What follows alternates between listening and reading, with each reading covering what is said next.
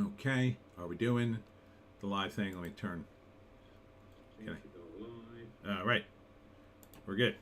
We're good, Joe. We are good. Live chat on. Everything's on. Okay, everybody. Woo! We'll do it live. Live at 9. Just made it in. Woo! What a day. What a crazy day. Little Joan is very naughty today. Let's see how long she hangs. I don't expect to see Joan here very long. She's very antsy tonight. Welcome to the live stream, the Hollywoke Hot Take live stream. I did one like 2 days ago for the birthday stream. This one is going to be to check the box office for the weekends and to talk about the Oscars. I did more of a fancy thing for the Oscars last year, but this year I couldn't do it. I was doing Lines in the Pines today. That was the name of it. The company that does it is a nonprofit called It's a Sign of the Pines. I got it confused with the name of the event, which is called Lines in the Pines. It confused me. Anyhow, it was pretty good. It was over at the Stockton College, if you've never been. Here, Joan, just come over here. Here, sit here. Yes, I'll pet you. So Stockton College is down in the Pine Barrens, kind of near Atlantic City. And just off of Jimmy Leeds Road, which is an important road named after one of the Leeds family. Some say Jimmy Leeds himself was the Jersey Devil. Ooh, spooky. But it was interesting to do a show like this because I've done only one other show like it, which was the Jersey Devil Fable Fest. And this was a much longer running show. And it's weird because normally I don't compete with a lot of people with the same kind of stuff, right? Normally I'm the only guy doing Jersey Devil stuff and Pine Barren stuff, and instead there was a whole convention literally dedicated to Jersey Pine Barren stuff. I mean, everything you could possibly think of. So besides other books, so the guy across from me did a book called Death Among the Pines, which wasn't about the Jersey Devil, but it's a murder mystery. Kite Yursuki, the Spooky Jersey. Yeah, spooky. Welcome, Kite. You are new. Thanks for joining me on my stream. And anyhow, it was a pretty good day at the college. And then afterwards, there was a dinner, which I attended, and that was pretty good, I gotta say. Pretty decent food. I kind of gorged myself and then was like, and a food coma on the drive home. But I met some nice people, met some fellow Pineys, and got some tips on other events that I can do. So that was good. And I sold a lot of books, so that was pretty good. I thought I'd sell a little more, but I kind of get why I didn't because of all the competition. But I did pretty good, a decent day for me. And a lot of people took the postcard, so I'm hoping to get a bounce of sales this week. And anywho, let's get into it. It's 9:04. Time for Hollywoke Hot Take live. And what is live? Well, the Oscars are live right now, I believe. I think they're still going on. If anybody's got an announcement, let me know in the comments. Let's see what's won so far, and I will make snarky comments about it. Best live-action short, The Irish Goodbye. I'm not familiar with any of these shorts, of course. Very few people see them, unless you're in the know. Kite. Hello, sir. Yes, I am. I just so happen to have an urge for Legends of the Pines from Lotus Eaters and looked you up directly today. Awesome. Welcome. Welcome. I have a new Legends of the Pines that I've been meaning to do. And I was talking about that today with some guys. There is a place in South Jersey called Crawley. It used to be called Crowley Town. And it was a town in the Pines. And it is best known for its glass works. And it was famous because John Mason, the inventor of the mason jar, built the first mason jars there. And there were two glassworks places and they both burned down. So Crawley Town basically burned to the ground and was abandoned, and it's now the only thing left of it is a place called Crowley's Landing, and that is down the river from the Jersey Devil Marina. And there you can find the ruins of the glassworks.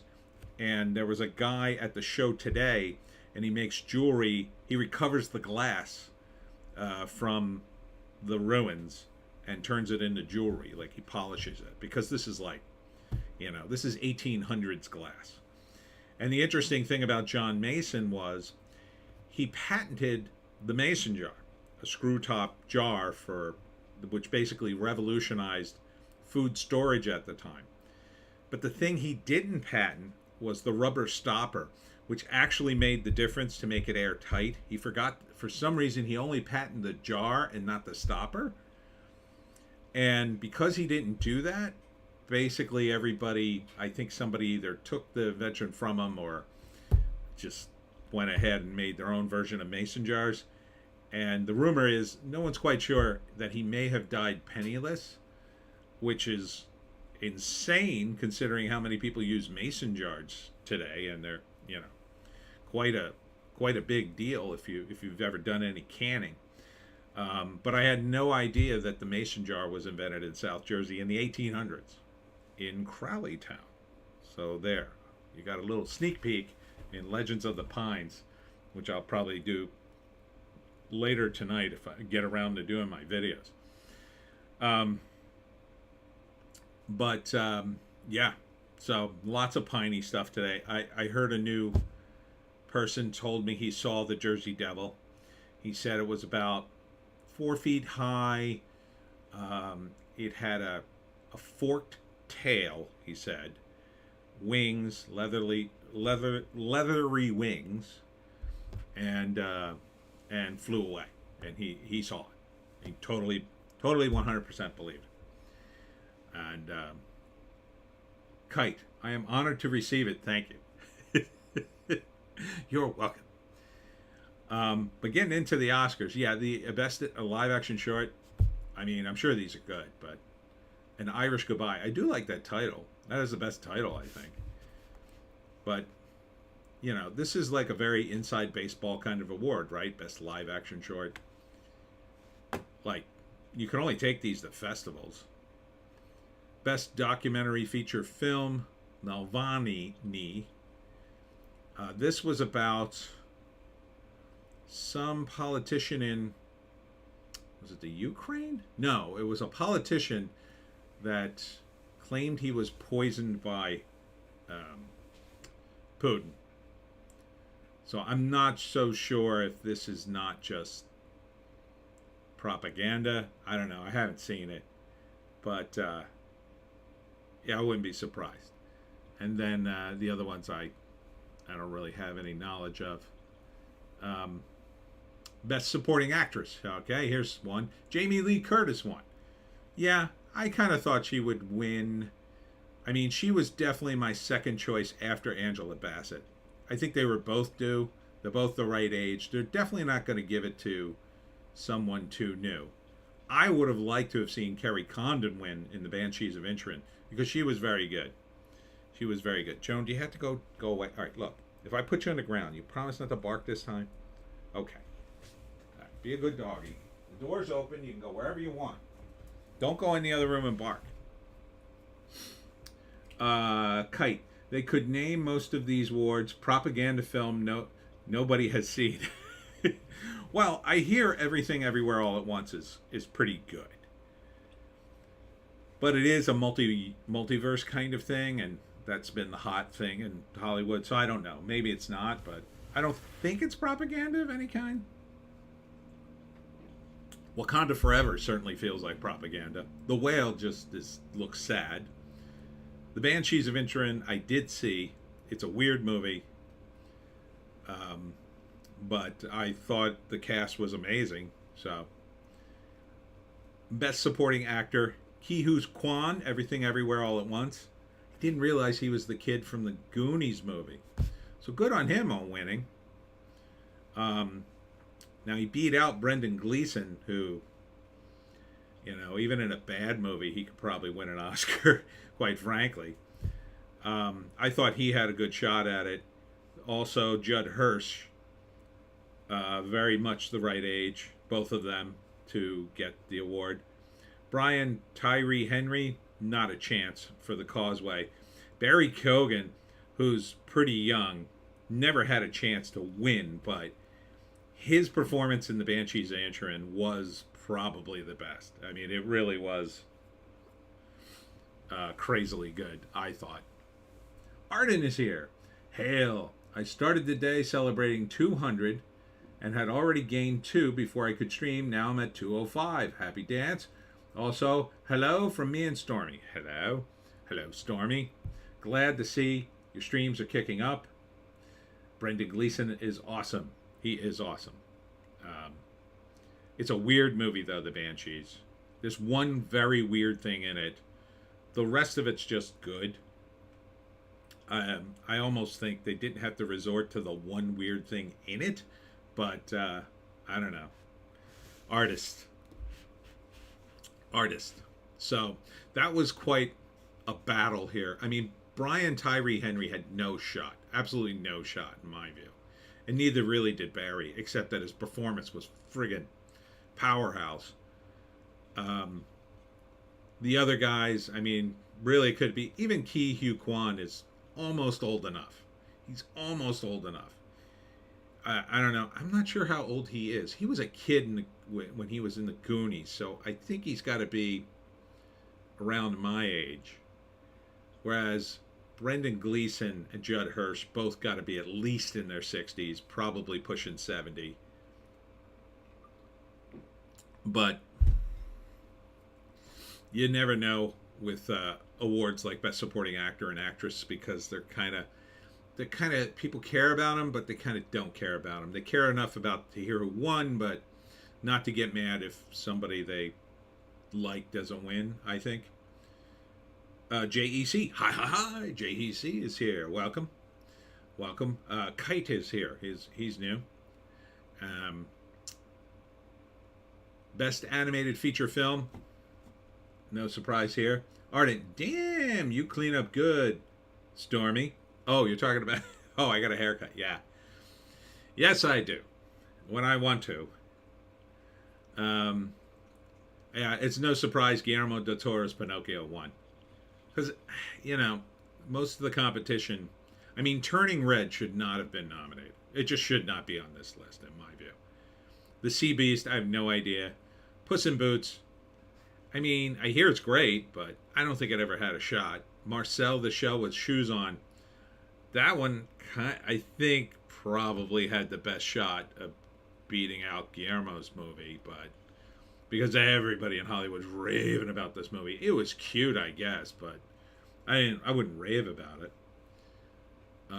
Best Picture, not announced yet, apparently. If they don't give it to Top Gun, Kite, I think Ki Hugh Kwan is 51. That sounds about right. He would have been like, I don't know, like 14 around in the 80s. So when was Goonies? Like early 80s. He would have been around 14 or 15. That sounds about right. 50 something, I would say, early 50s. Yeah, so Best Picture, that ain't happening until, I don't know, midnight probably. somebody let me know if the Best Picture is announced. I don't think these are in order. They might be. I don't think they're going to wait all night to tell us who won Best Makeup and Hairstyling. So I'll check back on here and refresh later. But Top Gun absolutely should win this year. Absolutely. And I'll tell you why. Because when Steven Spielberg hugs you and says you saved Hollywood's A, yes, that is absolutely... it's true, first off. You know, other than giving it to Spider-Man No Way Home, which isn't even nominated for anything, but I think that was the year before, right? Wasn't it too late, I guess? I don't know. I think there was rumors about it. Kite, 85 for the Goonies. Okay, so if he was like, I guess if he was, say, 15. I mean, he was pretty young when that movie was out. They were all kids. So if he was like 15, he would have been born in 1970. So 53 maybe he is, I'm going to guess. 51 sounds close, you know, if he was a little younger. Joan, you better shut the hell up right now. Let's see what else is going on. Jimmy Kimmel is the host this year. Boo! Boo Jimmy Kimmel. Oh, the Babylon Bee. I wonder if it's on. Did the funniest thing. Oscars ratings soar as nation watches in hopes of seeing someone slap Jimmy Kimmel. That's pretty funny, but this was the one that made me laugh. This is Jimmy Kimmel when he did Karl Malone on The Man Show, or at least his head. Oscars continued the trend of black host with Jimmy Kimmel. They used that picture. It's funny. JC, Short Round from Temple of Doom won Best Supporting Actor. Yep, he is Short Round. And he is also in the Goonies. And I think there's one other movie from the 80s he was in, but yeah, it's an amazing sort of comeback for his career, right? You know, being in his 50s and now suddenly getting an Oscar win. I haven't seen him in anything in I don't know how long. Kite. Just did a quick check. He was born August 1971. Okay, so he would be 52. So split the difference. We both were right. 52. What a time to win an Oscar. You're 52. Oh, man, he's going to get some movies now. I guess. I don't know. Do the Oscars mean anything to anyone anymore? I mean, I guess Hollywood thinks they do, so we'll probably get some more work. Wow. I got to see everything. I do want to see everything everywhere all at once. It does look good. It looks fun. Jimmy Kimmel, man, you couldn't ask for a worse host for me to see the Oscars. Man, I just couldn't stomach him. Absolutely could not. I don't think I could watch the clips with him in it. The host that I liked David Letterman, and everybody hated him, but I thought he was great. And I did like Seth MacFarlane when he hosted, because he had William Shatner on, who should be winning Oscars for something. They're going to wait till he's dead and give him a Lifetime Achievement Award, but JC, Short Round has been in stuff you just didn't realize it was him. Probably. Kite Yurasuki. I am quite annoyed Jimmy Kimmel didn't get approached for the upcoming Blade movie. Ardent, I love the bee. Let's see what Short Round has been in over the years. Let's see. There he is. Let's see if I recognize any of the stuff he's been in. This is all as actor. Okay. He's not... Wow. It's been kind of not a lot. It's been some gaps here. So, Indiana Jones. He was in the Goonies. Head of the Class. That might have been... Oh, it was that TV show. No, that's not it. Tales of the Crypt. Encino Man. I think that's what I remember him being in. That's not the 80s, it's 92. Ardent, Kite Kimmel's been contracted to play Trudeau in a biopic. He has not. You're making that up. No way. Red Pirate. Never heard of that. Second time around. Finding Ohana. Everything Everywhere All at Once. It's not a lot. I mean, there's some gaps here. Like, after 2002, almost 20 years before he was in anything, according to IMDb. Ardent, Encino Man. I know, right? So, Encino Man, and then he's not in anything for 5 years, and then he's in something called Red Pirate.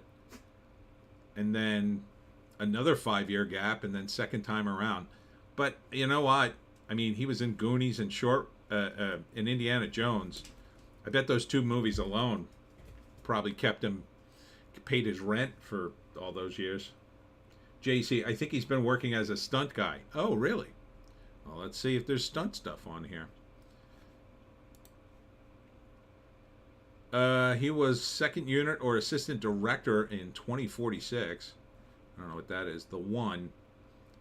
I think that was, assistant director to the action choreographer, uncredited. The One, wasn't that the Jet Li movie? Yeah.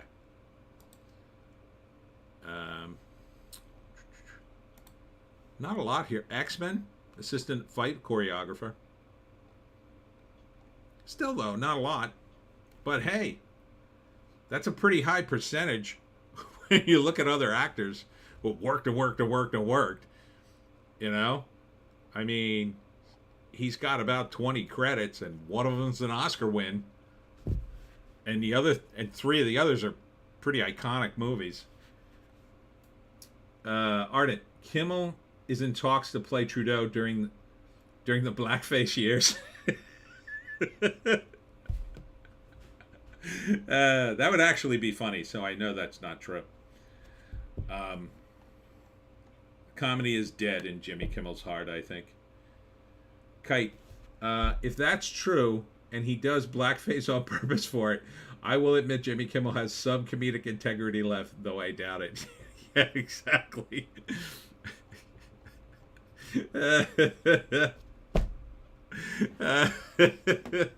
Jimmy Kimmel is Justin Trudeau in Captain Blackface. Rated R for adult situations. Lady Gaga is performing her song at the Oscars. I don't know why they announced she wasn't, and I don't know why she wouldn't perform her damn song at the Oscars that got nominated. It seems insane. Were they backing up another truckload of money or something? JC, Kimmel loves Trudeau. So does Joy Behar. Don't forget Joy Behar, Little Miss Blackface. Yeah. Oh, she gets to stay on The View, though. She gets to stay on The View. In fact, Joy Behar Blackface. See if it comes up. Yep, there it is. There it is. Kite, rated WW for White Wakanda. Exactly. I lost my tab. Oh, wait, over here. Yeah. These people are such hypocrites. Ke Huy Quan fights through tears while winning Best Supporting Actor Oscar. This is the American Dream. Well, that's nice. Yeah, I like him. You know why I think I like him? It's because I don't see him all the time. You know what I mean? It's like, I think these celebrities really got to take a step back and manage their careers better in terms of not overexposing themselves. I think the internet has ruined celebrities. Really has. I'm so sick of seeing podcasts with these people and seeing them comment over every damn thing. I'll tell you, if I become a celebrity, I ain't doing a channel anymore. I might just do it once in a while, but Jesus H. Christmas. I mean, Brie Larson announcing a YouTube channel had to be the dumbest move in, like, acting history, right? It's like, who the hell wants to see you yabber away about your own thoughts, Brie? Most actors, they're not writers. Some of them are, but not a lot of them. They're there to look good and emote, and it's a really tough job. A good friend of mine's an actor. And when I started doing improv, I never really understood. I always thought, acting, stupid. But really, when you get into it, it is kind of hard. And it takes a lot of concentration mentally. But, these guys, they think they can, they think because they play an intellectual, they can be intellectual. And they're just not. Kite, The View says right-wing rallies are violent, but brush off actual calls to murder from Jane Fonda as just a joke. Yeah, well, she has the right politics, right? Jane Fonda, Hanoi Jane, which you guys probably aren't old enough to remember, but I'm old enough to have seen the footage not when it happened, but shortly thereafter, um, when Jane Fonda went to Vietnam and hung out with the enemy and thought it was cool because I guess she was a communist. I don't know. And one of the right wing pundits had an article. It's time to forgive Jane Fonda for being Hanoi Jane. And now, like, every time she opens her mouth, it's just an annoying slap in the face to, I don't know, everybody who doesn't agree with her political opinions. I don't know what turned her up. You know, she seemed to be quiet after she married Ted Turner and got rich and was living the life of, I don't know, a fabulous rich woman, I guess. And then, I don't know, something happened and now she's back in acting and now she won't shut up. I think these guys get told by their publicists this is the thing to do. You got to be an activist. You got to be super over the top. It gets you lots of attention. It gets you talked about on the internet, and they see that as a plus, regardless of how negative it is. Regardless, right? So there's some, it's like Google Trends, but it's different, where they rate you on the internet and how many times your name has been on the internet, but it counts all the negative ones. So it's like, yeah, she's all over the internet, but everybody's kind of pissed at her. At least half the country is. I'm sure the other half is going, oh, yeah. But, I mean, I know some people who are very left-wing, and they're kind of similar in that vein. They say stuff like that. But it's one thing to say that stuff when you're an average person and you're just in a conversation. It's another thing to say that on national television when you're a big celebrity and you're just throwing what little weight you have around. It's a dumb move. It's a dumb move even if she believes that. It just makes me, well, oh, Jane Fonda on the list of people I don't support. And I'm not anti-abortion. I'm not. But when I see people demonize half the country like that, it just infuriates me. I don't like that. I didn't like it when I was a liberal and everybody called us commies for wanting to be anti-war. I didn't like that. And I thought, you guys are a bunch of asshats for calling us those names. You're making it very uncomfortable and angry for no reason. We have points that we need to discuss, and now it's the opposite. Now it's the complete opposite. Now it's the liberals doing it to conservatives. It's crazy. Crazy upside down world we live in now. So Jane Fonda, 80-year-old lady, who the hell cares what she has to say? I hope people ban her movie. Lily Tomlin's a smart one. She's sitting next to her going, You know, there's a way to say that stuff without being a jackass.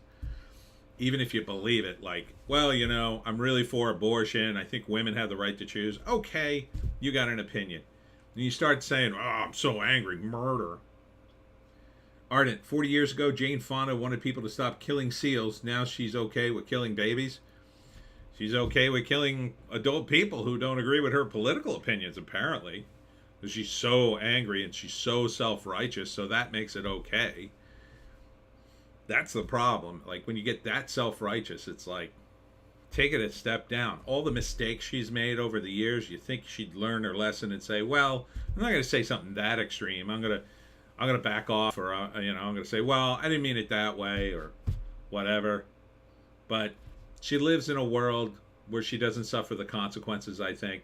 She's rich, she's famous. Everywhere she goes, everybody tells her how wonderful she is, how she's admired. It goes to your head. It warps you, I think. Kite, smart by default is as good as anyone gets on that panel. Yeah. Yep. True. Who would be the smartest person on The View? Wow. That's going to be tough. Let me think about that. I would say, and that panel would be Lily Tomlin. She's the smartest one by far. Because Lily is going, although she's pretty left-wing, she's smart enough not to say something stupid like that. Plus, she's a comedian.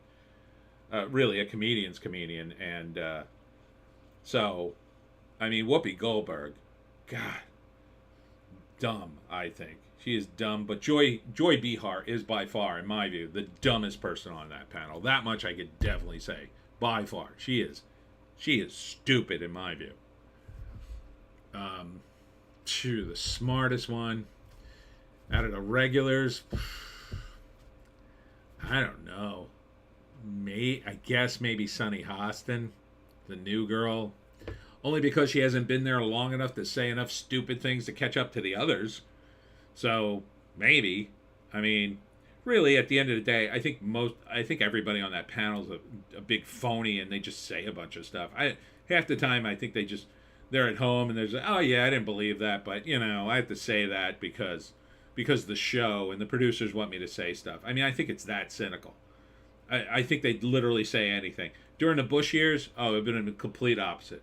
Complete opposite. During the Bush years, on MSNBC, first off, the executives there apparently had a policy because they had Phil Donahue on. And Phil Donahue was such a raging liberal, considered at the time, that they wanted to have a balanced channel at that time. So they counted him as two liberals and put on two conservatives, to balance it out. And they even had Lawrence O'Donnell, who at the time was, and for most of his run was pretty raging liberal, and stayed on NBC until they canceled him. Was it Lawrence O'Donnell? No, the other one. I can't think of his name. The other one, the angrier one. Anyhow, he was praising Bush. Oh my God, he praised Bush. He when he landed on the Mission Impossible aircraft carrier deal, he praised him. Oh, he looks so presidential. He'll instantly be reelected. He has ended this war, and just went on and on, just gushed over him. These people are the biggest phonies. They'll say anything for their paycheck. And, it is millions of dollars, but really, is it worth completely being an absolute tool? I would rather be fired with part of that money, quite frankly. It's when it gets to that level. And ultimately, they're just entertainers on those channels. They're all pundits. Nobody's doing news anymore. If they ever did, at least before they pretended to be like news. Walter Cronkite at least pretended to be dignified, if anything. All right, let's see. Oscars 2023 red carpet arrivals. You can see all the stupid clothes these people are wearing. Let's see. Charna Flam contributed. Oh, this is Angela Bassett. She looks good. I just don't think Wakanda Forever is a movie that should get an Oscar. LOL, I had a throwback to celebs all singing Imagine, thinking, how much were you paid? Yeah, it wasn't even about pay for that, I don't think. I think it was more like they all got caught up in it and said, oh, we're going to look so good. And everybody's stuck at home, they'll see it. Just some dude. It's Austin Butler in a tux. Yeah, all the guys wear tux. Michelle Yeoh always looks good. I'm a big fan of her. Who's this? Lady Gaga? Doesn't even look like her. She usually wears something crazy. I thought she'd have something crazy and fun on, but she's getting boring. Jamie Lee Curtis. There's Brendan Fraser. I'm surprised he didn't win for The Whale. Or wait, we haven't gotten the Best Actor, so maybe. Kate Blanchett. I don't get this. This is like, you're going to trip and fall and break your neck, right? Who is this? Florence Pugh? Who? She looks good. I mean, she's just so hot. This crazy garbage bag dress she's wearing doesn't matter. I mean, she's young and she's hot. I mean, Jamie Lee Curtis couldn't pull this off now. There's Colin Farrell and James Paradingale. Oh, his son? Is that his son? I'm going to assume. Oh, Paul Mescal. There's Brendan Gleeson. Cool tux. He's got a little bit of different tux, and that's his wife, I guess. Someone stayed married in Hollywood. Stephanie Hsu.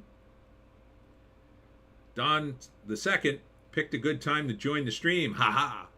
Yep.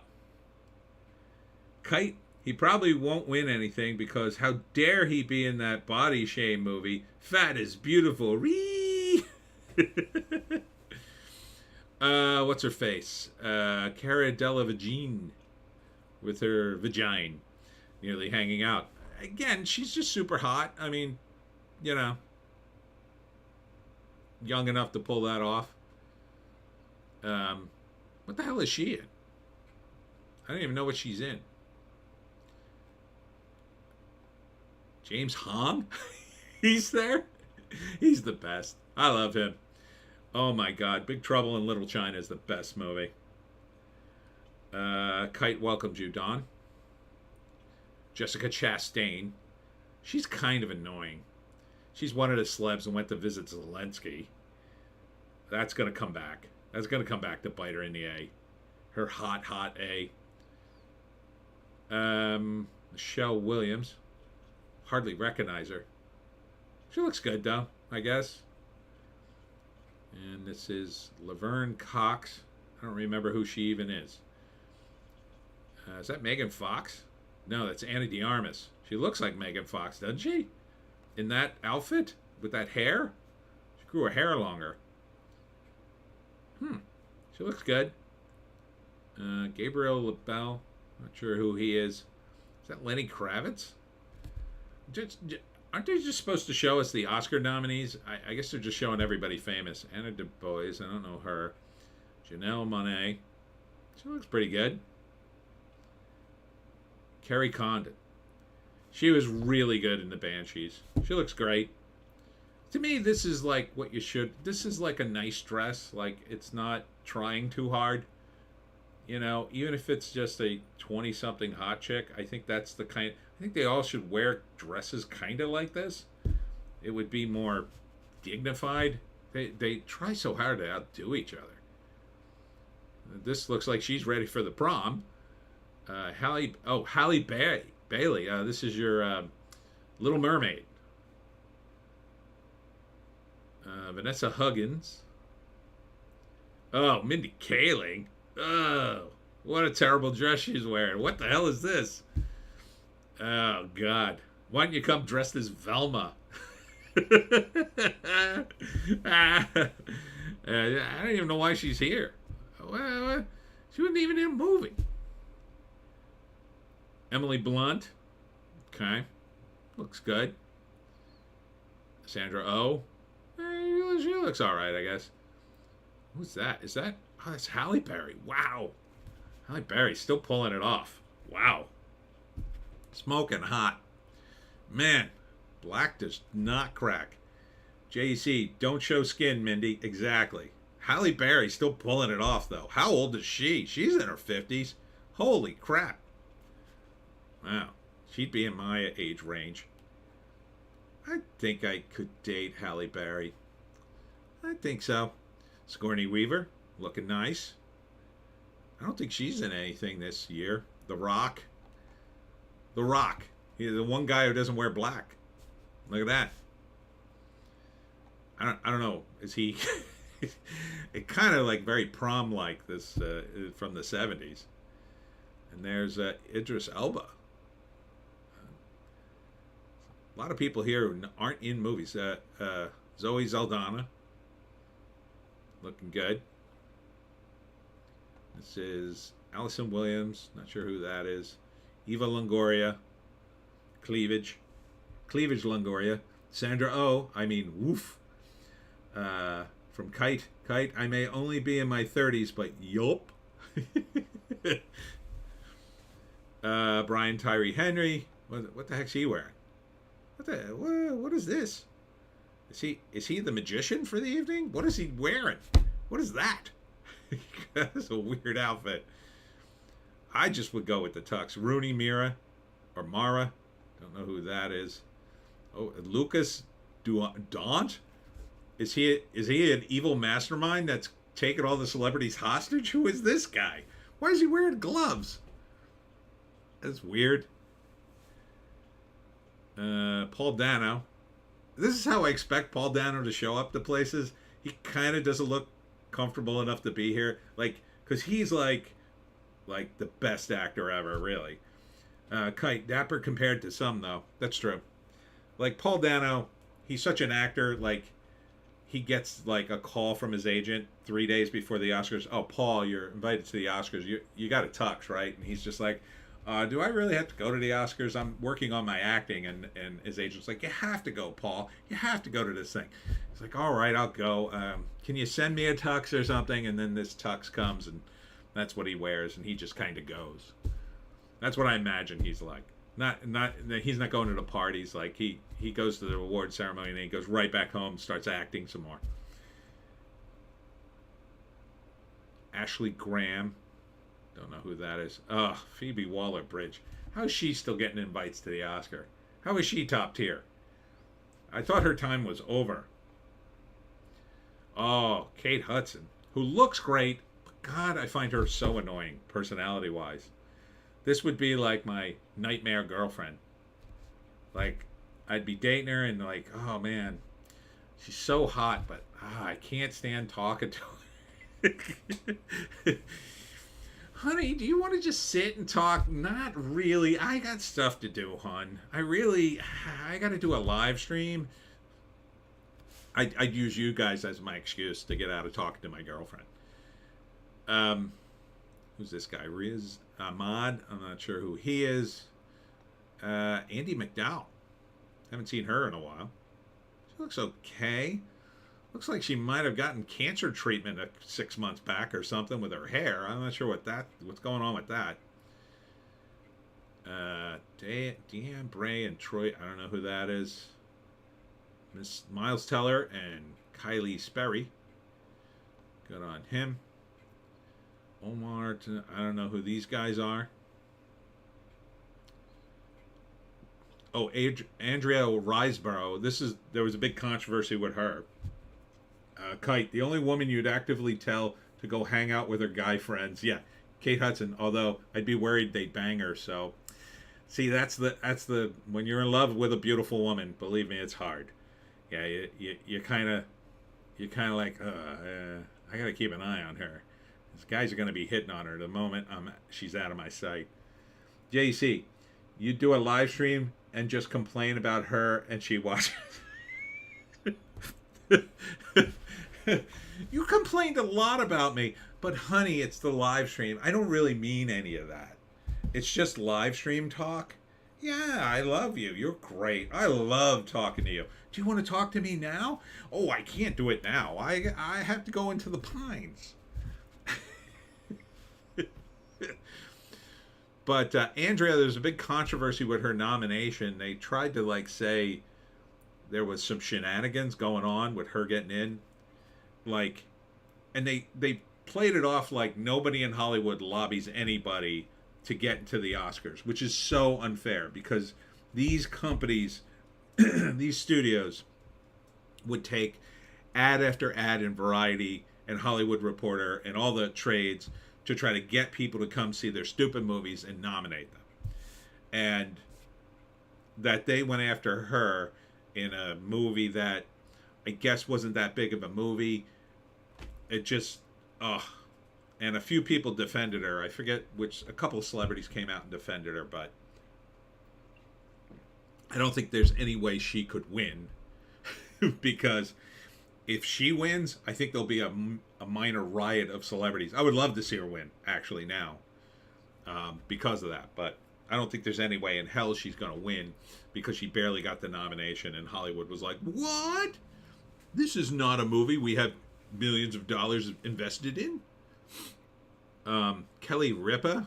Why is she... Okay, she's there. Nicole Kidman, I recognize her, and Keith Urban. Wow, Keith Urban's a little guy, isn't he? Man, what did Tom Cruise look like standing next to her? He must have looked like a organ grinder's monkey standing next to Nicole Kidman. Or is Keith Urban even tinier than that? He must be the size of a ventriloquist dummy if Tom Cruise is the same height as Nicole Kidman. Jesus. Oh, there's Guillermo del Toro and Kim Morgan. Finn Bingbing. Fan Bingbing. I don't know who that is. This isn't the chick that banged Eric Swalwell, is it? Diane Warren. I don't know who that is. Kite. Left-wing celebs riot? I think you mean peacefully protest in a fiery manner. Oh, of course. Of course. Oh, Jennifer Connelly. Still looks raging hot. Total smoke show.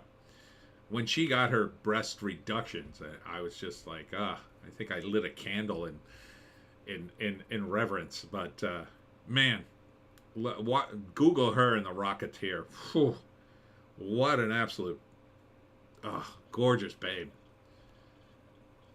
Seth Rogen and Lauren Miller. Can't stand Seth Rogen. I used to be such a fan, and now I can't stand to even look at him. Kite, I legit thought that was Swalwell's chick. Yeah, that's what. When I saw the name, I'm like, it sounds kind of similar. What the F? Harry Cooling. You don't even dress this weird for What We Do in the Shadows, dude. What the hell are you wearing? That's pretty weird. When you come to the Oscars, dress weirder than your characters on a comedy show. Oh, Selma Hayek, another babe. Smoking. Still smoking after all these years. Camila Alice, I don't know her. Sophia Carson. Hong Chow. Kite. Oh, that's who she is. I recently watched a show with her in Good Thing I Like Smaller Chests because she is eye candy. Kite. Wait, Gomez? Yeah, that's him. That is totally him. Let me go back. Yep. See? He looks weird. And then his hair. What is he doing with his hair? He looks totally crazy. Who's this? Dana Guri. I don't know her. Questlove. He gets around. I guess.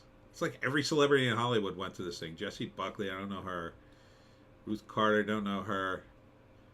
Marley Matlin. She looks good. She actually looks better than the last time I saw her, so that's impressive. Who's this? Lonnie Love. I don't know who that is. I don't know who he is. Kabi Lane. What a name. Lily Singh. Oh, God. Is she still getting an invite? Man. Well, I don't know what she's wearing, like a kind of a house coat gone nuts, but God, this woman's late night show went down in flames. What are they going to put her in now? She should go back to YouTube. I think she was better off there. Laurie Ridloff. I don't know her. Who's this guy? Oh, this is the guy from RRR. Or one of them. Ram Charan. What is he wearing? It's an outfit. It's like a uniform for a Indian police officer? I don't know. What is this thing? It's a kind of a weird design. Mala Yousafzai? Not sure. Kabi is the guy that does the memes showing people simple ways to do things, I think. Really? A meme guy's invited to the Oscars? Not even a celeb, says Kite. Really? A meme guy? Oh, there's David Byrne and Mala Gunakar. David Byrne's cool. He got nominated, I think, for a song. Camille Friend. I don't know who that is. Sarah Polly. I've heard of her. I forget what she does. Baz Luhrmann in the middle. I don't recognize the other two. Everybody's raving about that Elvis movie. I got blasted in the comments over it. Antonio Banderas and his wife. Good for him. Oh, Bob Iger. Willow Bay. I don't know who that is. Bob Iger. Did they boo him when he walked out? Don't know who they are. I'm guessing some of these people are from RRR. There's Salma Hayek with Pedro Pascal and two other people. Pedro, of course, would be there. Molly Sims, and that's it. Jesus. Is there anybody left in Hollywood I didn't see a picture of in that list? My God.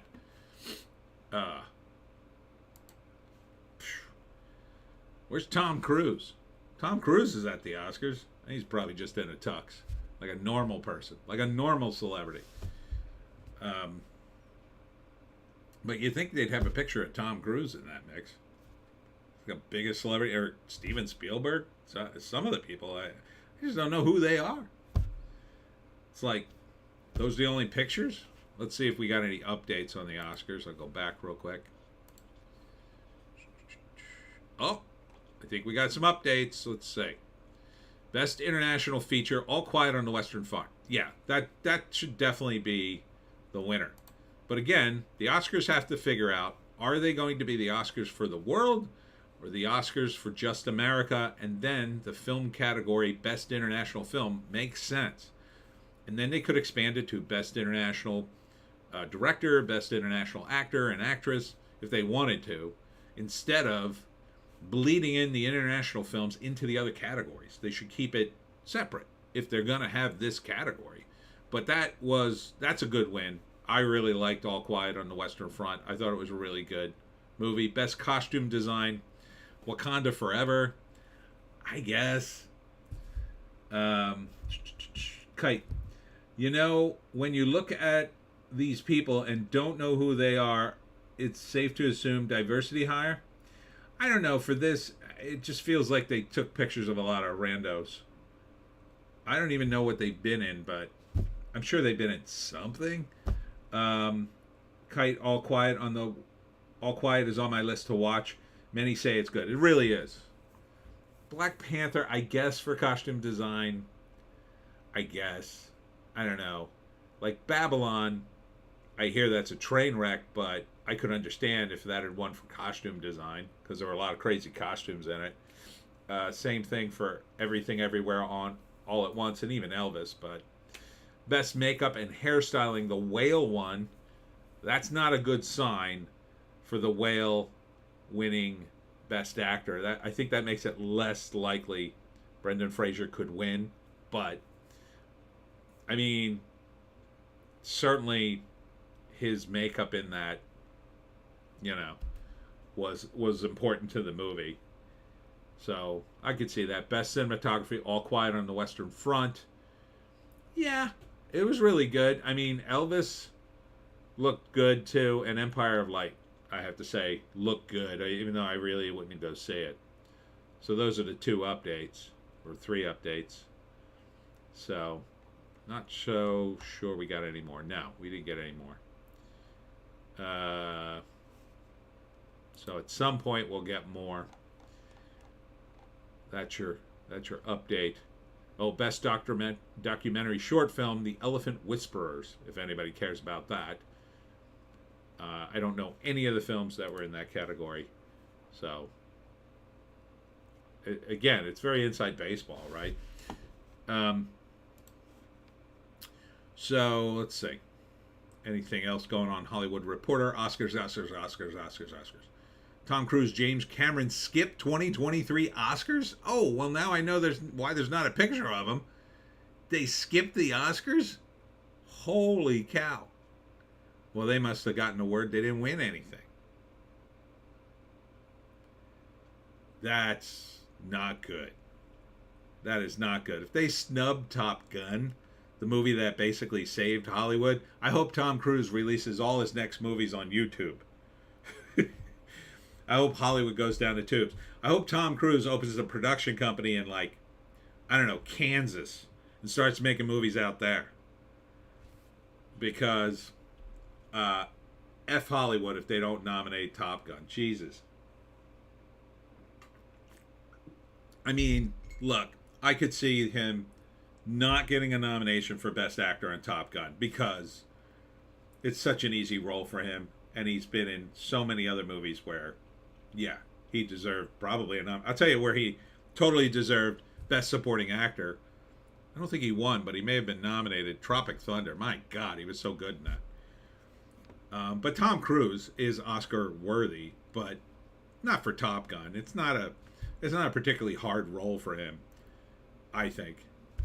James Cameron, I mean, yeah, like, Avatar's not going to win anything, nor should it, I think, but it's just kind of weird that they would skip the Oscars, right? That's weird. But that's a sign they ain't winning nothing. They don't want to be there to accept anything because their movies really aren't even in the mix. I mean, Top Gun's only nominated for like 3 things. and one of them's Best Sound, which it should win, and Best Picture, but like none of the actors really are nominated, I don't think. And like Miles Teller probably could have got a nomination. Probably. He was good at it. Um, you know. But this is Hollywood. This is the way it's rolling right now. Wow. That is big news. Skipping the Oscars. Like, two of the biggest guys in Hollywood just said, F it, I'm not going.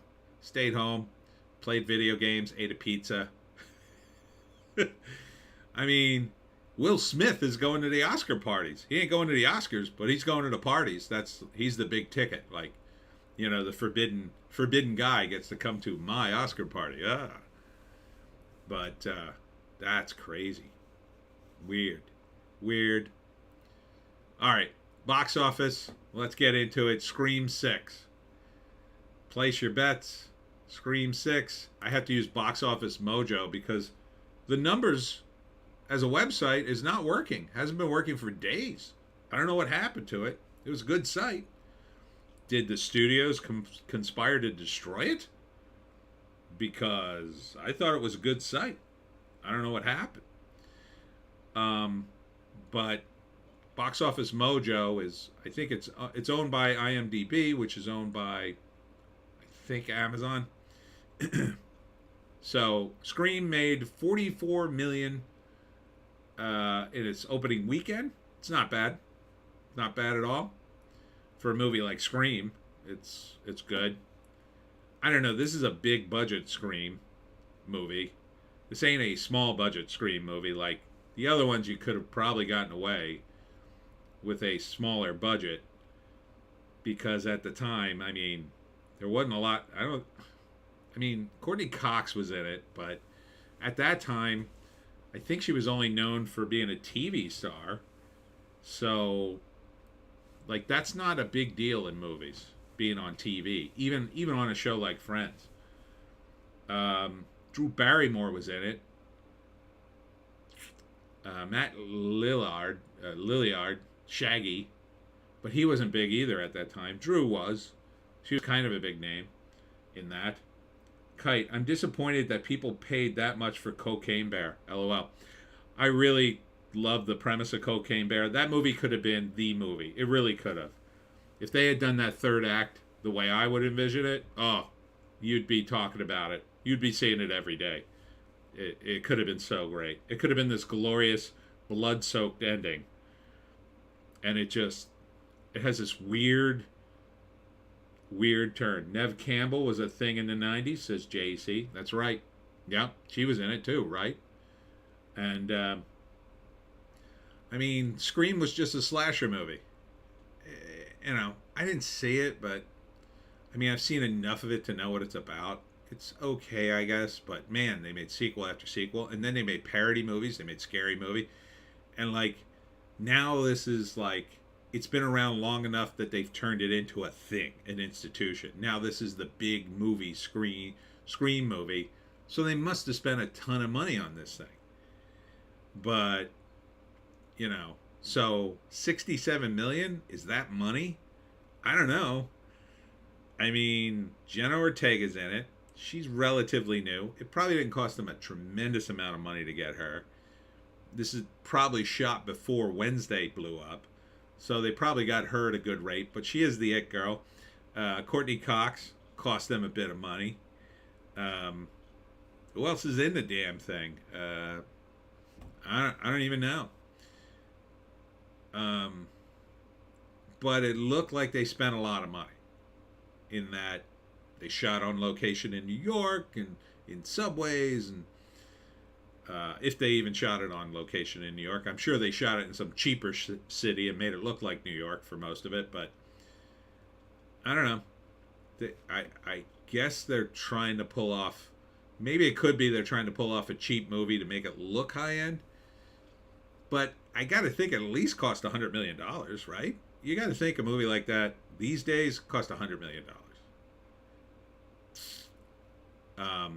However, there will be a decent amount of merchandising out of this, because for some idiot reason, People love buying corporate horror stuff.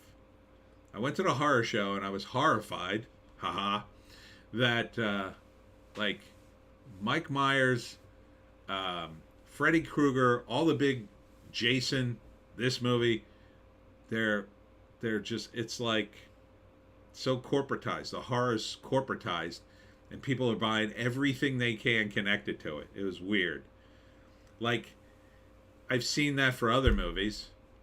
I kind of get it with Star Wars or a fantasy movie or, you know, a superhero movie, because the merchandise is kind of part of the thing.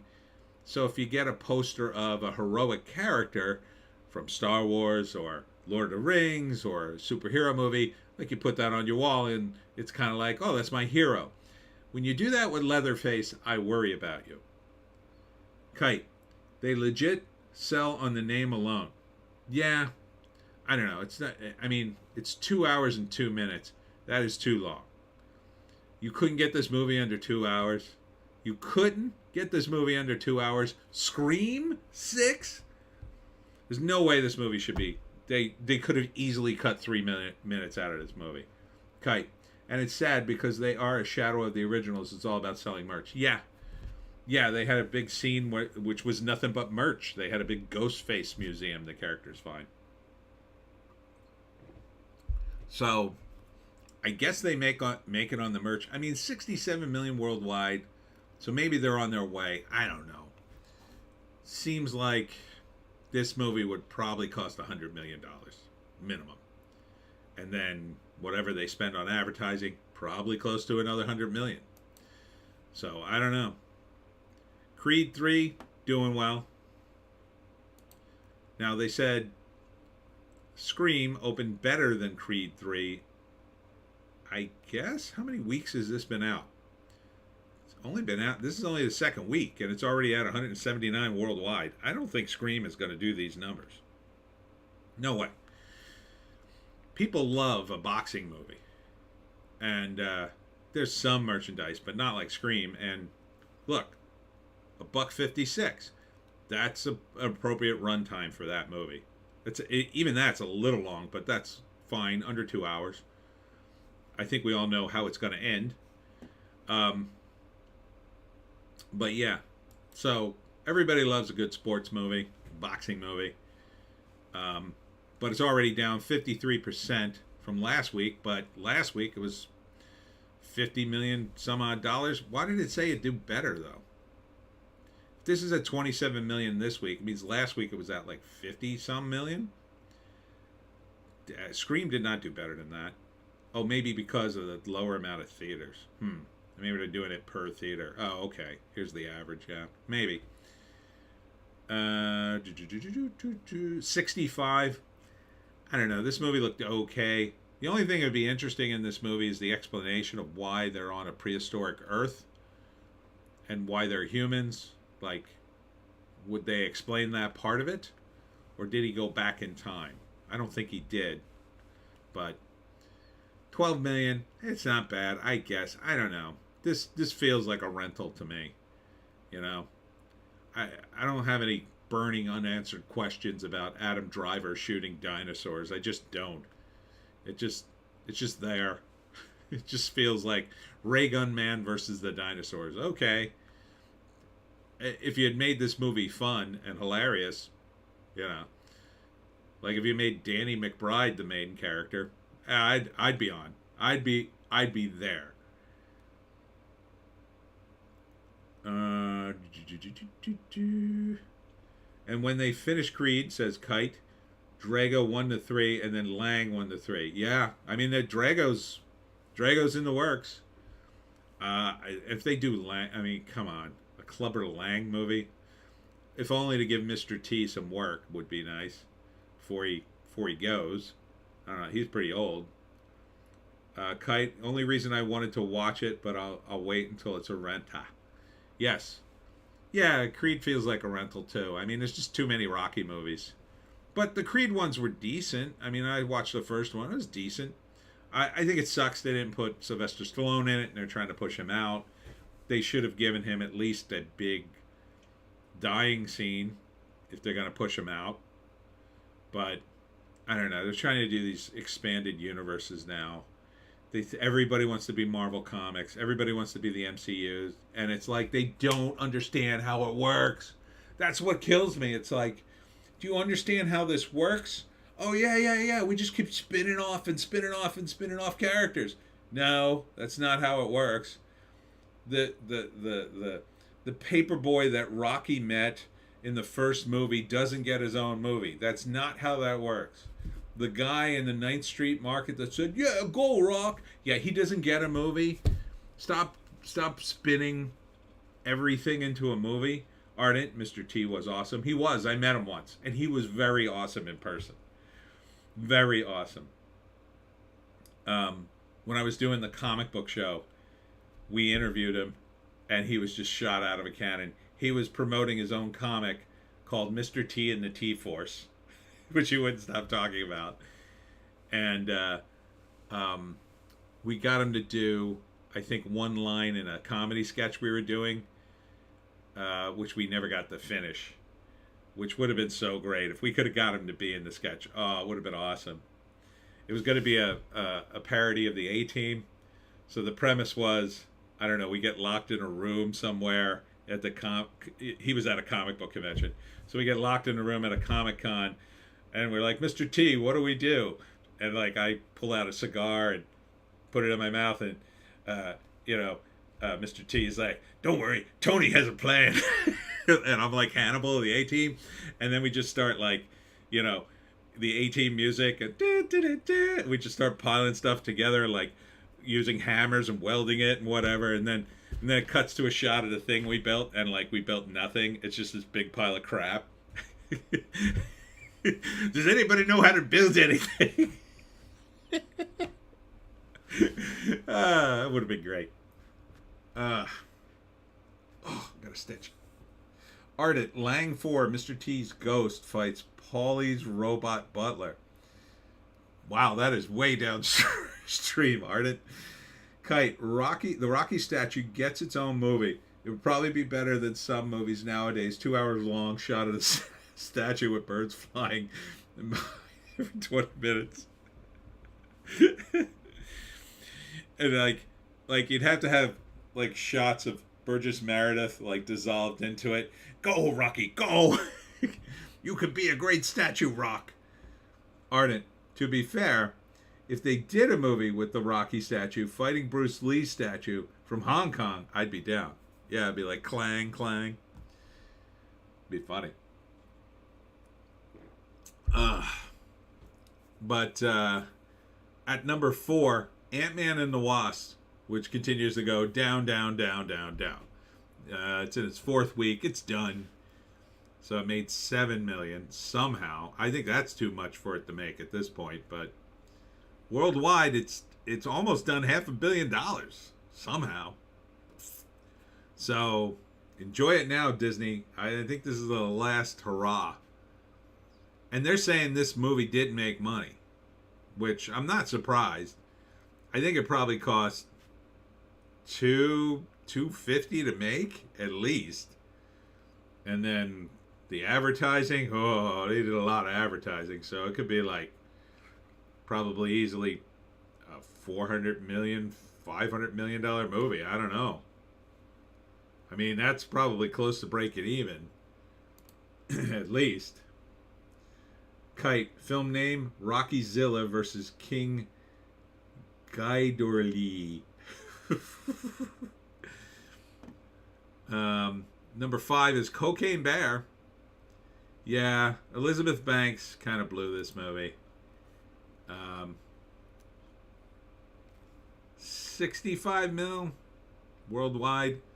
I mean, they probably didn't spend a lot of money advertising this overseas, if at all, and I don't think they spent a lot of money on it, as judged by the third act that takes place on a soundstage in a cave that was totally pointless. They should have spent the money, though, and they should have made that last scene.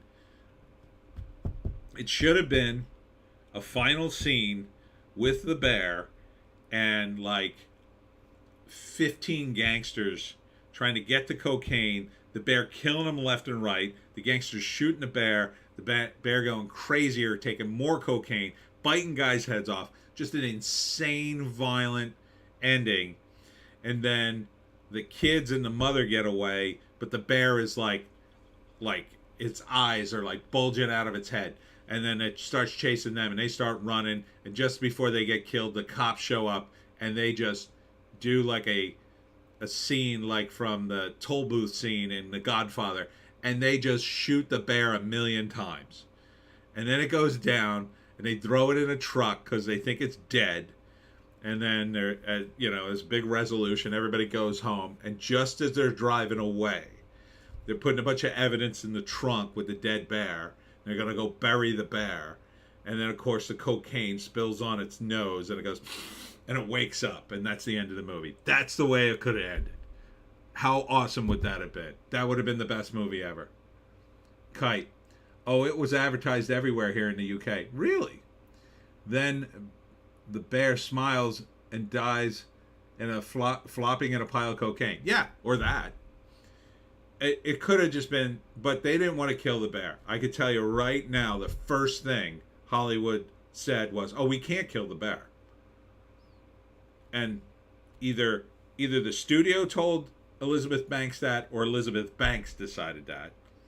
But she should have pushed back on it if that was the case, and killed the bear, because the bear deserved to die. It killed a bunch of people, and the bear died in real life. The story that it's based on, the bear didn't go nuts and kill anybody. It took a bunch of cocaine and died. Instead, the bear takes cocaine, the cubs take cocaine, and they all live at the end. It doesn't make any sense. Don the Second, too perfect of an ending. Aha. It just frustrates me so much that this had a bad ending. And even if they had taken the second act and moved it to the third act, probably would have been a 20% better movie. Kite. This is based on a true story, but let's not end it that way. Yeah.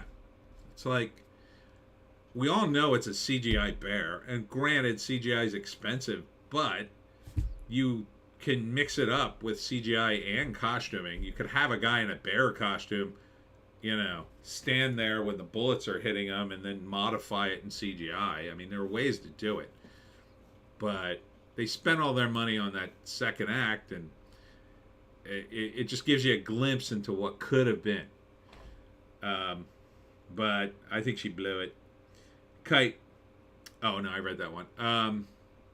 Jesus Revolution at number 6. Everybody in the right-wing media is crowing about this movie because there's religion in it. I wish they'd calm down.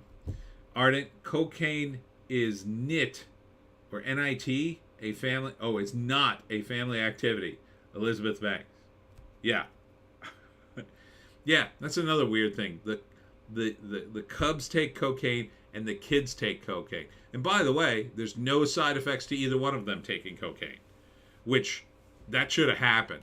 Like, the kids not only take cocaine, the one kid takes a knife full of the stuff out of the package that the drug dealers had. And that's the purest form, right? When they bring cocaine into the country, they don't bring this stuff that actually hits the street. They bring like the purest cocaine, right? It's just solid cocaine. And then as they distribute it, it gets cut with other stuff again and again and again and again and dilutes it. So this kid takes a whole scoop with a knife, puts it in his mouth, and spits it out. That probably would have been enough to kill him in real life, but it certainly would have had an effect on him, which they do not show. I think both kids do it, and they don't show any effect on either one of them. And that the bears do it, like, you could overlook, well, they're bears. How does it affect a bear? We don't know, although we know the bear died. But it's like, the kids would have had some, if you're going to have the kids do that, I think you should have just skipped doing it. But, I don't know. So Jesus Revolution is this Kelsey Grammer movie. And then he suddenly goes on tour for the movie and starts talking about his religious views. Ardent, Tony knows a lot about cocaine. I know a lot about crime.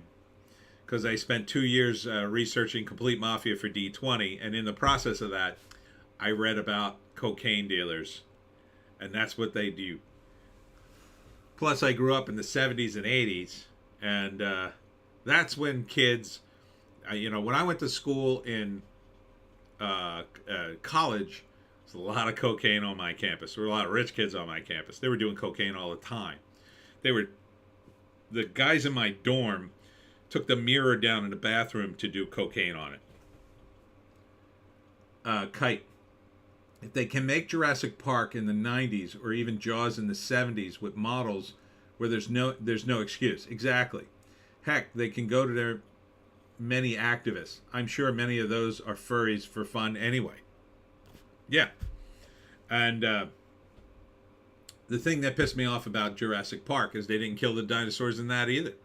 So they're all hyped up about, oh, can't kill a bear, or we got to put a big warning and it might trigger people.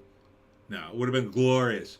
But now they're going to make a bunch of knockoff movies. They got Cocaine Shark, Meth Gator, a couple others they're throwing into the grinder that are all going to disappear. But I bet one of them has a cool ending like that.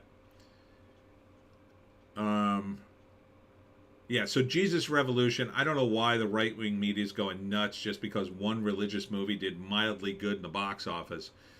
But, yeah, it just goes to show you they're all sort of phony, these media companies. Aren't it? I grew up in the 80s. That's when drugs were drugs. God damn it. Dennis Leary. Number 7, Champions. Oh, this was the Woody Harrelson movie with Caitlin Olsen about the special team of basketball players. And, I mean, Woody Harrelson and Caitlin Olsen, I see it. I mean, it looks like a kind of a wholesome movie. Kind of fun. So, kind of like the Bad News Bears with special people, I'll say. But $5 million, that is definitely not enough to make money. That wouldn't even pay for Woody Harrelson's trailer, I don't think. But we'll see how it goes. Avatar: The Way of Water still doing money. 2.7 million. Kite, how much total has Avatar made now, I wonder? I can answer that question right now. $2.2 billion. On its way to 2.3. It'll probably just make 2.3 billion if they keep it in the box office, as long as they plan to. They're going to keep this in the box office in China for an extended period, they said. So that's where it's making all its money. It made 1.6 billion overseas. Everybody overseas is seeing this damn movie. Here it did, comparatively better than Ant-Man, but I mean, over $500 million is nothing to sneeze at. 674 million, but yeah, there's no way I'd see this movie. 3 hours and 12 minutes. What are you out of your minds? I got things to do, man. I don't have time to see. And then it sags in the middle, is what the critical drinker says. No, thank you. Oh, I'd be ready to shoot myself in the theater. Jesus. 3-hour movie is going to sag in the middle? No, thank you. No, thank you. I will skip the rest of the franchise, thank you very much. Puss in Boots at number 9. It's doing okay. I mean, did okay. I hear it's a good movie. Solid entry. Kite. I just looked up the cost. 350 to 400 million to make. That's insane. I don't know anyone that went to see it. Well, here's the thing. James Cameron himself said in one interview, he said it cost $2 billion to make. Now, he backed off that statement, but it's kind of hard to tell what's really true. I don't think that's true. I think he said that so the studio can claim, possibly on their taxes, that it did cost them $2 billion. But I think it could have cost them $1 billion. I mean, look at Amazon, right? The Amazon Rings of Power. It probably could have cost them $1 billion with all the effects. Kite. So I'm suspicious about those numbers on the income. Honestly, seems like cope. Yeah, I don't know. I think probably cost $1 billion. I mean, they did spend a ridiculous amount of time developing that movie. I don't think it could be any more than that, but maybe. Um, so, I mean, I think it's profitable, and if they spent $1 billion, there's no way they spent $1 billion on advertising. In that case, they spent probably 200 million. I mean, there's only so much you can spend on advertising, I think. Maybe 300 million. Even then, it's still made money. So, I think they're trying to hide their profits, but um, good luck. Good luck doing that, Hollywood, with everybody tight for cash. We'll see. We'll see how well you can hide your income. Ardent, wasted money, rangs of poor. Yeah, rangs of poor is terrible, in my view. Number 10, Operation Fortune. It's a shame. It's not doing very well. This is the second week. This is the Guy Ritchie movie with Aubrey Plaza, who looks great in it, by the way. Got jammed up because of the pandemic. Jason Statham's in it. Hugh Grant. Bunch of guys. Kite. I think they made less money than they are saying. Still at a profit, though. Yeah. Probably. I mean, at 2.3 billion, it's kind of hard not to have made some profit on that. But they're going to try to write it all off, I bet, because they just keep paying themselves. That's the way it kind of works. They just keep, we're going to advertise the movie. Here's some more money. Now we write that off on our taxes because we paid ourselves to do our job. When do you make profit? Never. So this movie looked okay. It looked fun. And Aubrey Plaza looked hot as F in it. Now the rest, that's the top 10. Kite, Aubrey Plaza is just a dish. Nobody can tell me different. LOL. Yes, exactly. And she looks particularly good in that movie. So, she just can't seem to, so far, get a hit. She's also in Emily the Criminal, which looks like a good movie, too. And she was in that comedy with Adam Devine. That didn't look too bad. I didn't see it, but it looked okay. The Quiet Girl. I forget what this movie's about. Everything Everywhere All at Once. Now we're getting it under $1 million for box office. 80 for Brady. Oh, this is dropping like a stone. Holy cow. $205,000. Oh, they dropped it right out of the theaters. Yeah, it's done. This was a Super Bowl movie. That's all it was, I guess. It didn't even do well, really. 39 million. It's basically a 2-hour commercial for the Patriots. I don't know if that made money. I mean, they had 4 big stars in it, plus all the licensing with the Patriots. I mean, and Tom Brady's in it himself. They had to pay him. He ain't cheap. You think he's going to show up for scale? I don't think so. He's got an agent. He's got a good agent, too. So, I don't know, man. And plus, they probably had to pay, probably Gronk was in it. Probably all the major Patriots were in it. So, I don't know. It doesn't sound like money to me, but I guess it could have gotten partially funded by the NFL because it's just a big commercial for them. Return to Seoul. I don't know that movie. Living. The Whale. Jeez, here's The Whale. Nominated movie. Now, it'll be interesting to see. 36 million worldwide. It'll be interesting to see if this movie kicks up after it wins a bunch of stuff. If it wins Best Actor, which it very well might. Megan, still hanging in there, did well. Fablemans, another movie. I mean, this movie's done nothing in terms of business. 38 million worldwide for a Steven Spielberg movie. Now, my friend saw this. He loved it. I mean, he raved about it. I don't know. It doesn't look appealing to me, but it's another movie that if it gets an Oscar nod, they could just throw it back out there and say, Oscar winning The Fablemans. Knock at the Cabin, man, that dropped like holy s 90% drop. 90% drop.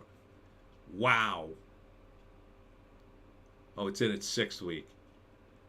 Still though, man, 53 million. I don't think that's money. I mean, Dave Bautista is not cheap. I don't think. Rupert Grint, not cheap. And M. Night Shyamalan himself. Now, they shot this in South Jersey. Everybody here was hyped up that he was going to do something with the Jersey Devil in the movie, and he didn't. Because the movie actually takes place in the woods of Pennsylvania. They just shot it in South Jersey. So, yeah, and the premise couldn't have been, in my view, stupider. I mean, the premise of this book is the stupidest thing I've ever heard. So, like, there's a gay couple in the woods with their kid, and then a cult shows up and tells the two fathers, if one of them doesn't kill the other, the world is going to end. Doesn't make any sense to me. Kite, Bautista and Rupert Grint cost that on their own. I mean, they wouldn't get that much, but they would get a good payday, I would think.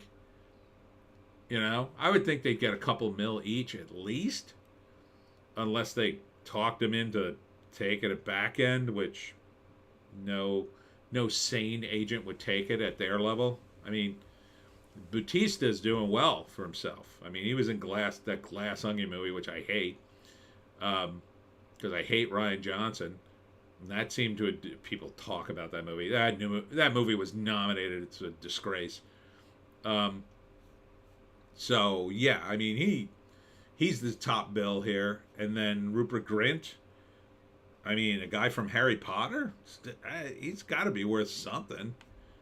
And you know, M. Night Shyamalan doesn't cheap out on his movies, even though it was in the woods, so it would be a little cheaper there, but I'm sure there were a bunch of scenes of the world ending until one of them killed the other, I guess. I don't know. It's based on a book. It sounds so dumb to me. I'm sure the people who are fans of the book are like, no, it's really good. You have to read the book. It'll explain it. People get in my comments and say stuff like that, and I'm like, it sounds really stupid to me. It just sounds stupid. I'm allowed to say that it sounds stupid. It might be a good book. If I haven't read it, how do I know? But when I say it sounds stupid, I'm allowed to say that. If you see the cover of a comic book and it's, I don't know, Dildo Man, it sounds stupid. I don't think I want to see a comic like that. Sure, Marvel's got that in development somewhere. Ardent, you hate Rian Johnson, but no one hates Rian Johnson. Can't stand that guy. I'll never forgive him for ruining Star Wars. Never forgive him. I haven't forgiven Natalie Portman for ruining Star Wars. You think I'm going to forgive him? I don't think I could forgive George Lucas for ruining Star Wars. The Banshees of Inisherin still hanging in there. Oh, they added a little money. They added more theaters. So this is going to go back into theaters. More theaters. So this might pick up some money. I thought it was a good movie. 46 million. It's weird. You got to get past the one contrivance in it, but if you get past that, man, the acting in it's just so great. Tar, another movie I kind of wanted to see because I hear there's a really base scene in it, but I don't know, it's not doing well. I mean, 22 million worldwide. There's no way that's money. There's no way that's money. Emily, about Emily Dickinson. Close, After Sun, Violent Night still in theaters. How does a Christmas movie stay in the theaters till March? Black Panther still in theaters. Kite, even if your book is good, doesn't mean you'll get a good film from it. I wanted a good Z for Zachariah all my childhood, and then they messed it up. Yeah. Or what's the name? The zombie movie, the Max Brooks thing. Z-Day or whatever it was called with Brad Pitt. God, they couldn't have ruined that movie more. They actually worked to ruin that movie, I think. Brad Pitt had to put all his credibility on the line, like Samuel L. Jackson flacking snakes on a plane to get people to come see the damn thing. That's what happens, though. It's like you get sucked into a bad movie, you're still under contract to promote the damn thing. Like, I think the only guy who broke that rule kind of was Bruce Willis on Hudson Hawk. When he went on Letterman and just trashed it, kind of trashed his own movie. He didn't really, but man, he was pissed off that night. World War Z. Yeah, that's it, Arden. Thank you. All right, let's check back in on the Oscars update. See if we got any new winners. Best visual effects, Avatar, Way of the Water. Okay, I could see that. If they'd given it to Black Panther, that would have been no good. Best original score, All Quiet on the Western Front, I guess. I don't know. Maybe. Best production design, All Quiet on the Western Front. Didn't really have good design. I mean, so did all these movies, really, I gotta say. Avatar, Babylon, Elvis, The Fablemans, they all had great design. Just looking at the clips of the other ones. Ardent, I loved Hudson Hawk. I love one line from Hudson Hawk, which is, what's his face? Can't think of his name now. Now I gotta look up the movie to think of his name.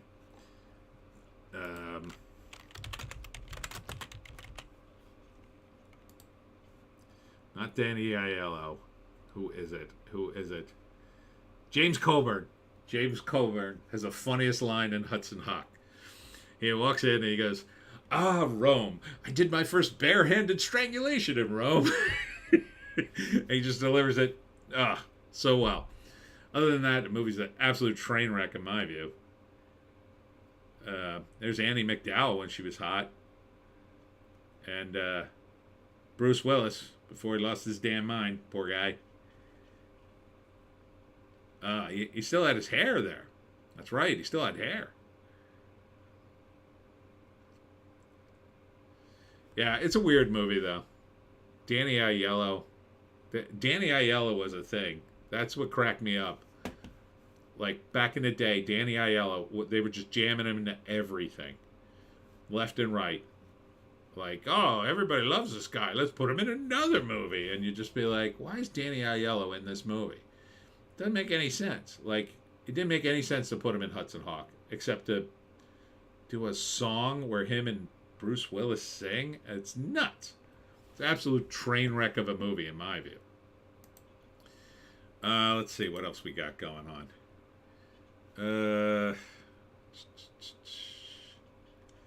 More news on Daredevil Born Again. That's going to be a train wreck. Ardent, poor guy just wanted a cappuccino. That's another line from it. That's true. Born Again's going to be so bad. It's going to be so bad. And they're bringing a Punisher in. They're going to ruin him too. I bet they do to the Punisher what they did to him in the comics. The ladies at Marvel decided to disarm the Punisher. He doesn't use guns anymore, guys. Isn't that great? Isn't that an improvement? Kite, World War Z could have been good with the idea of diseases not targeting the terminally ill, but it's watchable at least. But it's hard to displease me film-wise. I liked Will Smith's After Earth, for example. After Earth. That's a Scientology movie? I didn't see that one. I hated Legend. Oh God, I hated Legend, and they're making a sequel to it. Ardent, Danny Aiello eventually got his own TV show, Della Ventura. Yeah, I mean, I could see giving him a TV show at that time. He was a hot property, but they kept putting him in movies that, I don't know, it just didn't seem to belong there. You know, giving him, you could build a TV show around a guy, I guess, but yeah, so I'm waiting for, the nerds are going to be so unhappy when the Daredevil show comes out again. Disney Plus is absolutely going to wreck it, I think.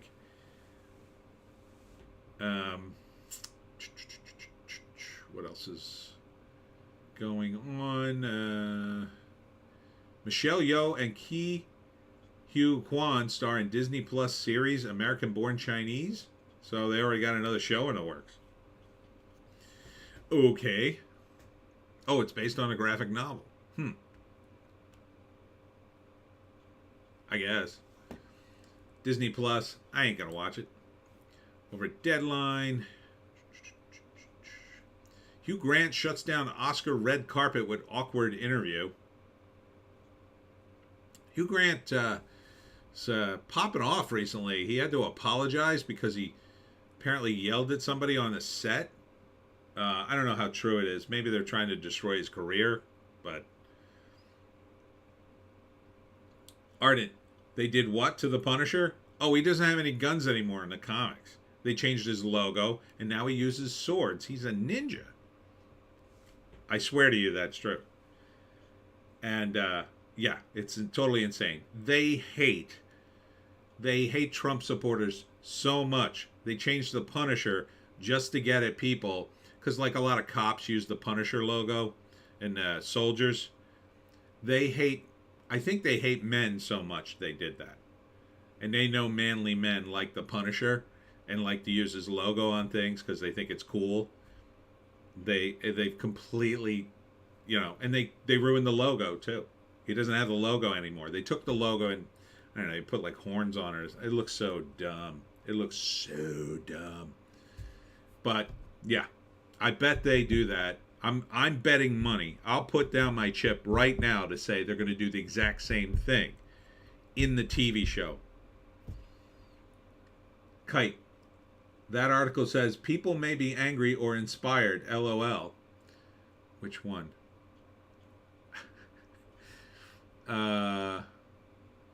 Which article says that? I missed it. Must have been one of the ones I had before. Ardent. Arg. Yeah, don't read Marvel Comics anymore, I say. Don't read our Marvel Comics. They are not happening. Jimmy Kimmel slaps back at the slap at 2023 Oscar monologue. They announced they had a task force to keep anybody from getting slapped at the Oscars this year. A task force. Can you imagine what that task force is made up of? Okay, your job is to sit in the audience. If anybody goes rushing towards the stage, you tackle them. Because we don't want another slap. Oh, okay.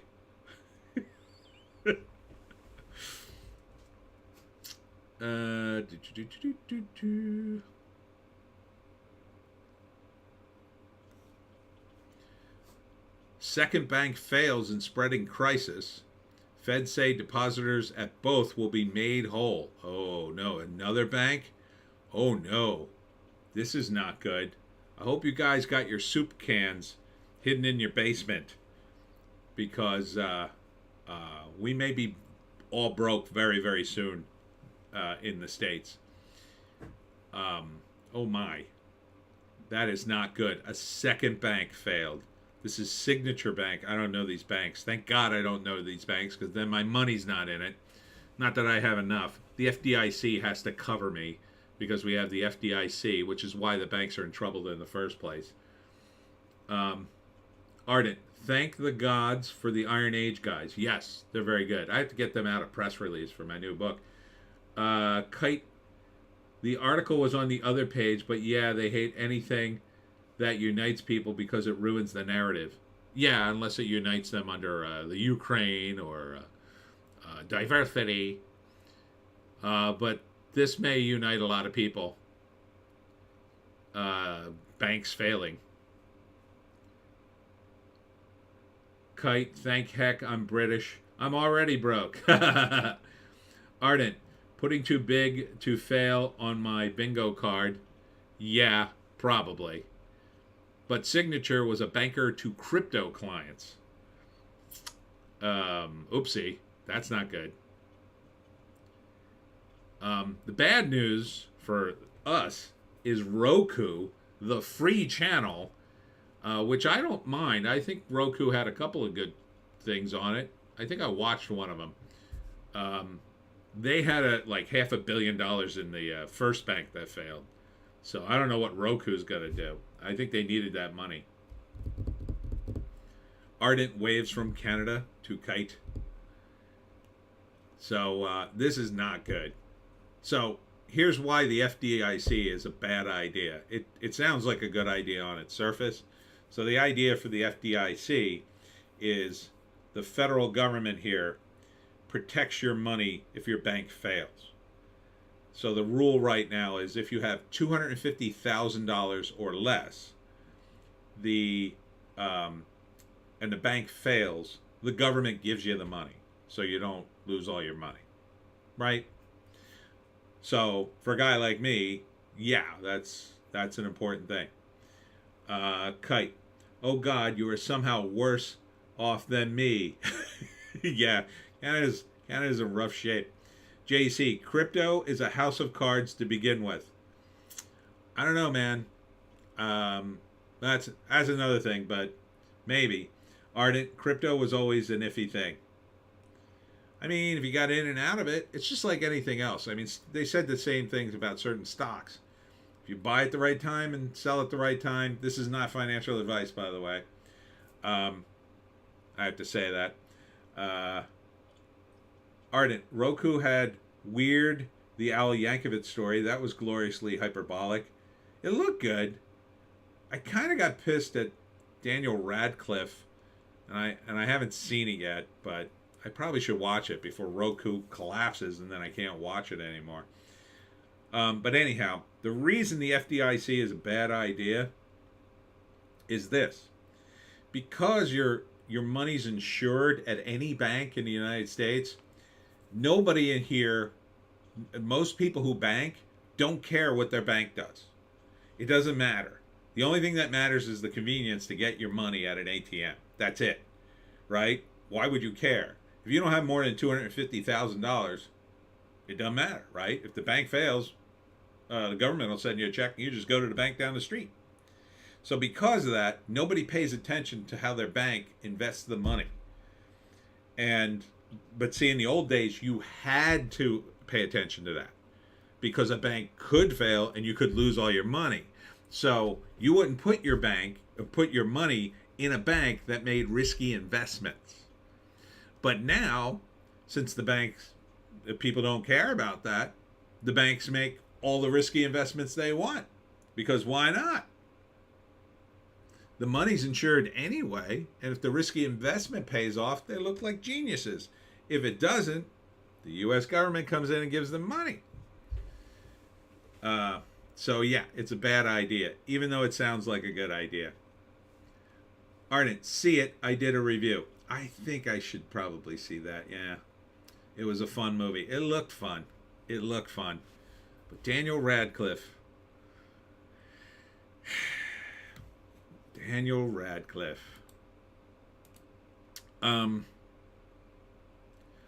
Here's something I wanted to click on in the live stream. MODOK Never Had a Chance reveals Ant-Man concept art. This is at Cosmic Book News, which is a pretty good site, by the way. So are you ready for the Ant-Man MODOK concept art? This is the way he looked in the movie, which is bad enough. So let's look at the art. There he is on the poster. And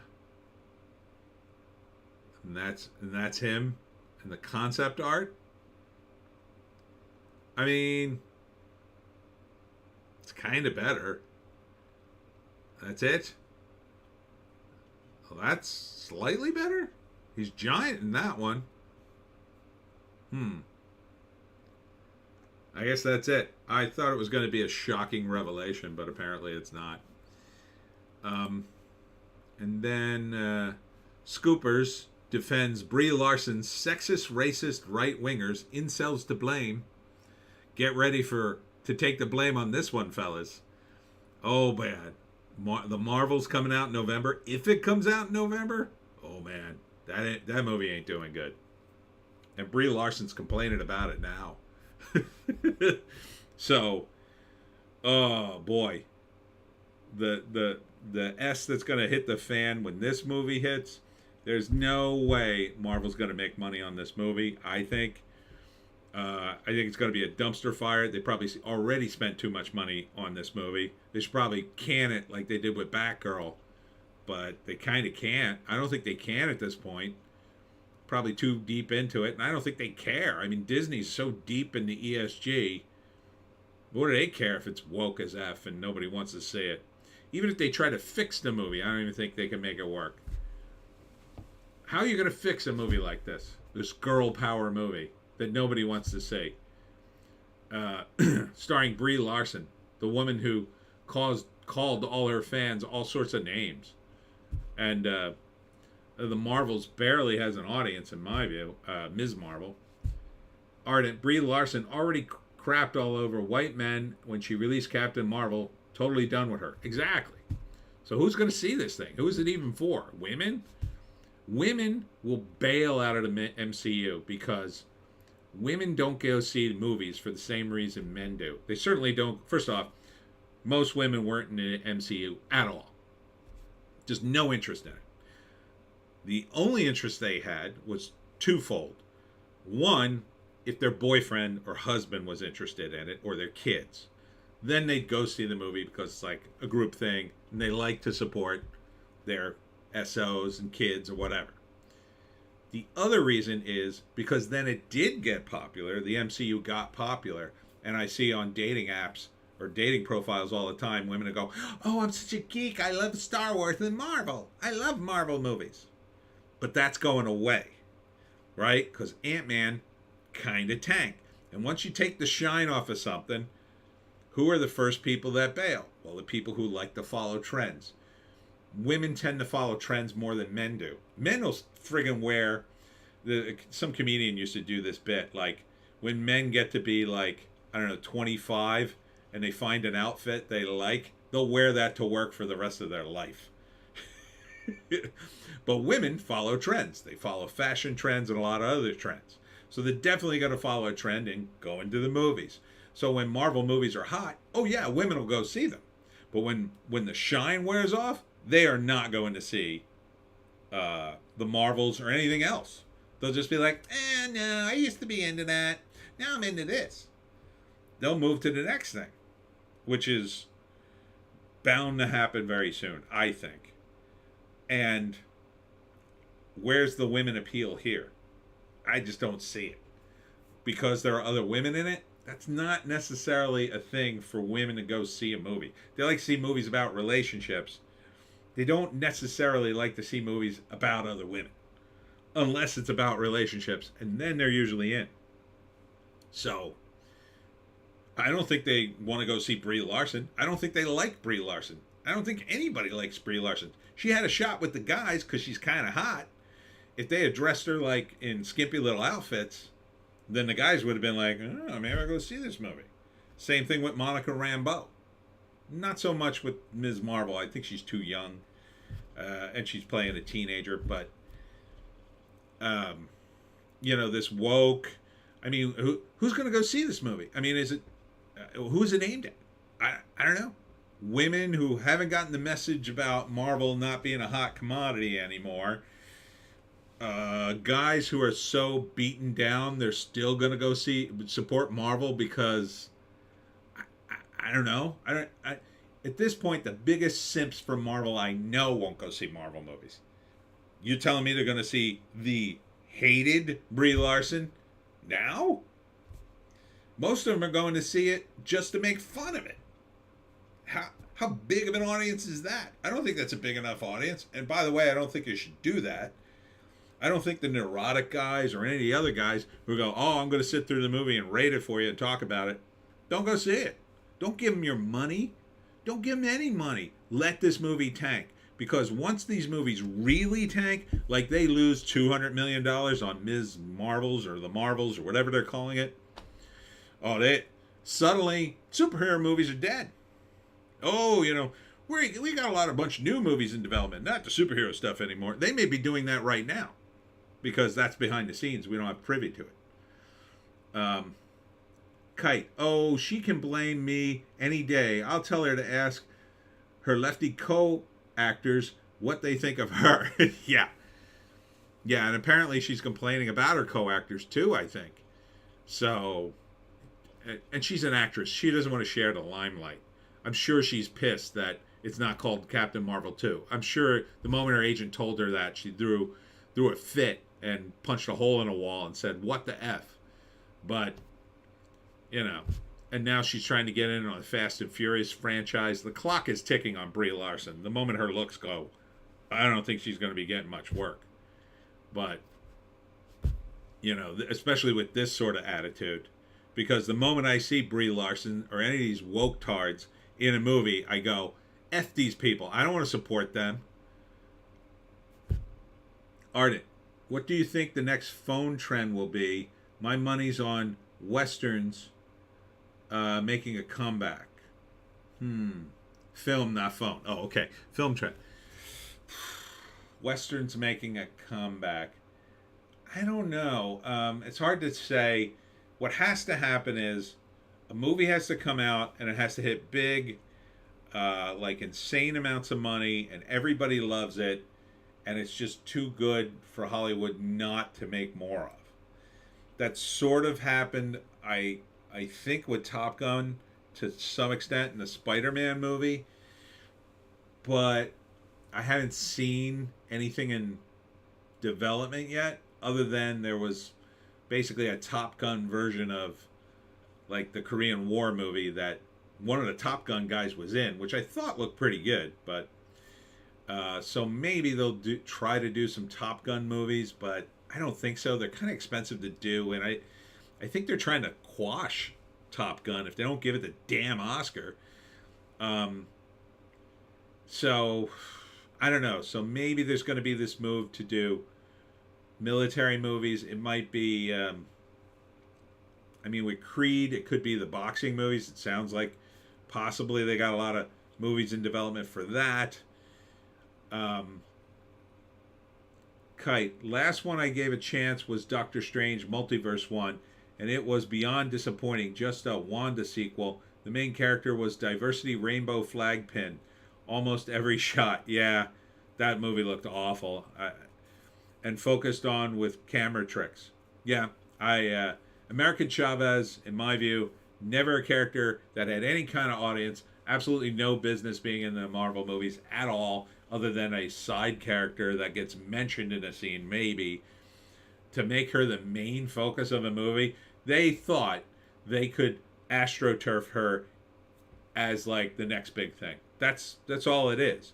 We'll use Doctor Strange. The Marvel fans will go see it, and then they'll love American Chavez, and then we make the American Chavez movie. That was the plan, I think. Same thing with what they're doing with Brie Larson. Oh, everybody loves Captain Marvel, even though that's not even true. We're gonna make Ms. Marvel the biggest thing. We're gonna make Monica Rambeau the biggest thing. They're all gonna be the biggest thing because it's girl power and blah blah blah. They just don't get it. They don't understand the fan base. They refuse to understand. And every time somebody stands up and tells them, "Hey, the fans don't like this," they go, "Oh, they're a bunch of misogynists. They're a bunch of incels." Ardent, Brie Larson's looks. You mean she's going to lose the resting business face?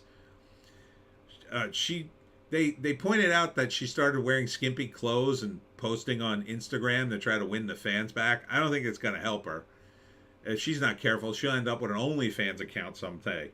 But she's not even that hot, really. But, she could be a fun character if she had played it that way. The problem is, again, it all goes back to the comics, I think.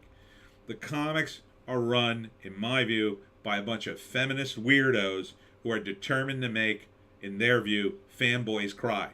You're not making fanboys cry. You're pissing them off, and then they're just not buying your comics anymore. And you're just ruining the company to own the fanboys, but you're not gaining fans because you're doing that. You're losing hundreds of fans to gain like a few dozen, maybe. A few dozen like-minded feminist girls who are going to go, yeah, girl power. But there's not enough of them. And most of them won't even buy the comics because most of them can virtue signal on social media and get the same validation, and they don't need to buy the comics. They don't know where the comic book stores is. These people have never been in a comic book store. If they'd set one foot in a comic book store, they'd understand why it's a guy thing. Comic book stores are for guys. They're clubhouses for guys.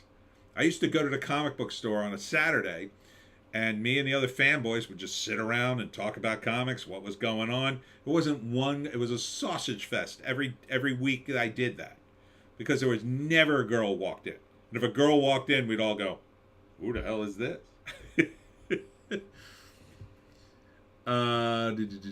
Ardent, I wouldn't even pirate Brie Larson's OnlyFans. Damn, savage. Kite, I think the only thing Marvel anyone is looking forward to is Blade, but the fact that it's not Wesley Snipes, even though Mahershala can be a good actor and likely won't be an 18 plus film, has everybody worried. I don't think it'll be good. They already tried to AstroTurf Blade's daughter into the movie in the first draft of the film. They're definitely doing that in the comic, I hear, and or trying to. So they want to get rid of Blade too. They want to make Blade a girl. They want to make Girl Blade. That's the movie they really want to do, but they know they can't do that. They know people will never see the movie if they just come out with, oh, now Blade's a girl. So they're going to put in Blade, then put in his daughter, they think, and then eventually spin off Blade as Blade's daughter, and then it's going to be female Avengers, everybody. She-Hulk and the deaf girl from Hawkeye and Ms. Marvel and Captain Marvel and Monica Rambeau and female Blade and female this and trans person that and non-binary this. They're insane to think that this could work. They're just as insane as I think the people running Marvel Comics. The people running Marvel Comics, in my view, are running it into the ground. And when they do, they'll walk away from it and say, well, we did something good. Because they're not trying to build a fan base, they're trying to prove a point. And when they don't prove the point, they can still pretend that they did and say, see, female readership is up 7.5%. Yeah, but male readership is down 45%. You lost thousands of fans. I made those numbers up, but it'll be something like that. And this is why Comicsgate is making millions of dollars. This is why ISOM is making millions of dollars. This is why Ethan Van Sciver never has to go back to DC or Marvel again. He's got his own business doing Cyberfrog, and he makes a good bank doing high quality comics and action figures and jackets and everything else. And he's making money on his live streams and all that. So, I mean, Blade, I think it's doomed. I think it's utterly doomed. The first thing I would have done if I was going to make a Blade movie is I would have gotten Wesley Snipes to be in it, because he's still around. He still could look the part. He's older, but he could still do it. And in fact, that would have been a smarter move if you were going to pass the baton, because then at least his age would have been a factor in him retiring. But they don't even think that way, I think. Ardent, savage. But what needs to happen is never going to happen. What needs to happen is some based maniac like me needs to be handed the keys of Marvel Comics, and then I come in and fire everybody. Then I have the entire office remodeled because it smells like I'm not going to say it, but it stinks, and they've girled up every picture on the wall, and I have them all taken down, and I turn it into a place of business again where we make comics for people who actually want to read them. But that's not going to happen. What's going to happen is eventually they're going to run out of roadway, and Disney will probably just shut down the comics division altogether and license the products out to other companies, let them take the risk using their IPs and make guaranteed money. It won't, in their view, it probably won't be as much money, but there'll be no risk in it. So you'll have to license, you'll have to pay them for the license. They get to approve the use of the character in every way. So you're totally dependent. This is why a lot of licensees, it's very hard to license a character. You'll have to probably, I don't know the deals, I'm just speculating. It's just my opinion, it's all just my opinion, but you're going to have to pay for the license, probably pay them a percentage of your profits, and approve everything through that. So, in my view, what's the point? Like, I don't think there's any point in doing it. Some guys will do it. I mean, they're doing a Spawn Batman thing, right? Kite, don't companies get government subsidies and stuff if they follow guidelines such as racial LGBT representation too? So that's worse. Well, California is instituting a rule like that for the studios. But what it is, my understanding, again, just my understanding, is that companies, the big comic companies, are tapped into the librarians and the school system, selling them educational material in the form of comics. And the way they're getting it across is by doing very woke stories. And since a lot of the librarians and the teachers are all caught up in the wokeness, they're super hardcore caught up in the wokeness. Not near me so much, but in a lot of places. I mean, if you've ever seen the libs of TikTok, you know how the teachers and librarians are caught up in the wokeness. So they love it. But all they're doing is they're making kids hate comics. Because when I was a kid, progressive stories would be pushed on me. And they were all stories about how Johnny saved the rainforest by recycling his cans and BS like that. They weren't very good stories. Once in a while, a classic would slip in, and I'd be like, oh, Kurt Vonnegut, and the story about the... I can't think of the name of the story now. The story about the kid was like super strong and super smart, and they had to put a bunch of weights on him to slow him down. I forget what the name of the story is. It's a great story. I would read all these terrible stories all the time. And they're utterly forgettable. But when you read one of the classics, when you read Red Badge of Courage or The Lottery, or if you read Death of a Salesman when you're in high school, and, all the classics you read. I read a lot of classics in high school. I read 1984, Brave New World. You forget about all that other crap. So they're just going to make kids hate comics. They're going to give kids the impression that every comic book from, all of them are just a bunch of woke nonsense that preach to you about all this crazy stuff that is going out of vogue in the next 2 or 3 years anyway.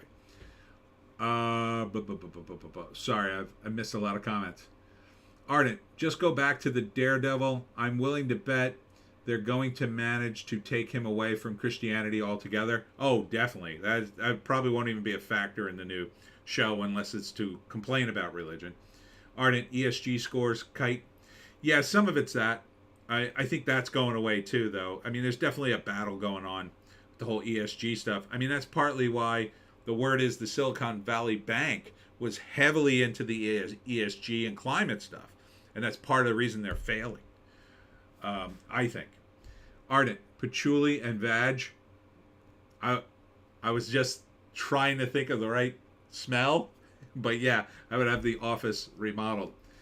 Kite, Daredevil. Now, Satan worshiper, hates people, saves them by accidentally fighting angels. Can't wait for that. I don't think it'll be that bad, but it will be at least as bad as the She-Hulk stuff, which was very bad. Very bad. Ardent, Libs of TikTok is doing God's work. Lord of the Flies, Romeo and Juliet, Macbeth, The Pearl, Tom Sawyer, The Old Man in the Sea. Yeah, a lot of this stuff will go out of the schools because it's triggering everybody. Oh, but let's put all of this pornographic information about gender ideology. It's a disgrace. That's why, I laugh when I'm at the show and people say, "Oh, what age is this? Are the Pineys for?" And I'm just like, "Well, it has language and violence in it, but I don't know what anybody's offended by anymore. So you should read it and figure out if it's okay for your kid." I don't think there's anything bad in it.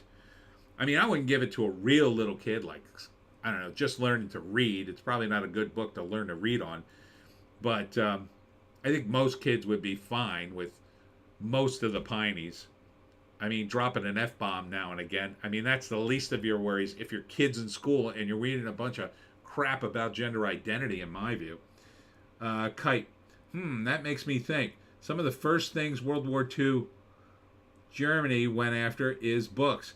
etc. I wonder if they are doing this woke teaching via libraries to purposely make sane people look like the World War II Germans.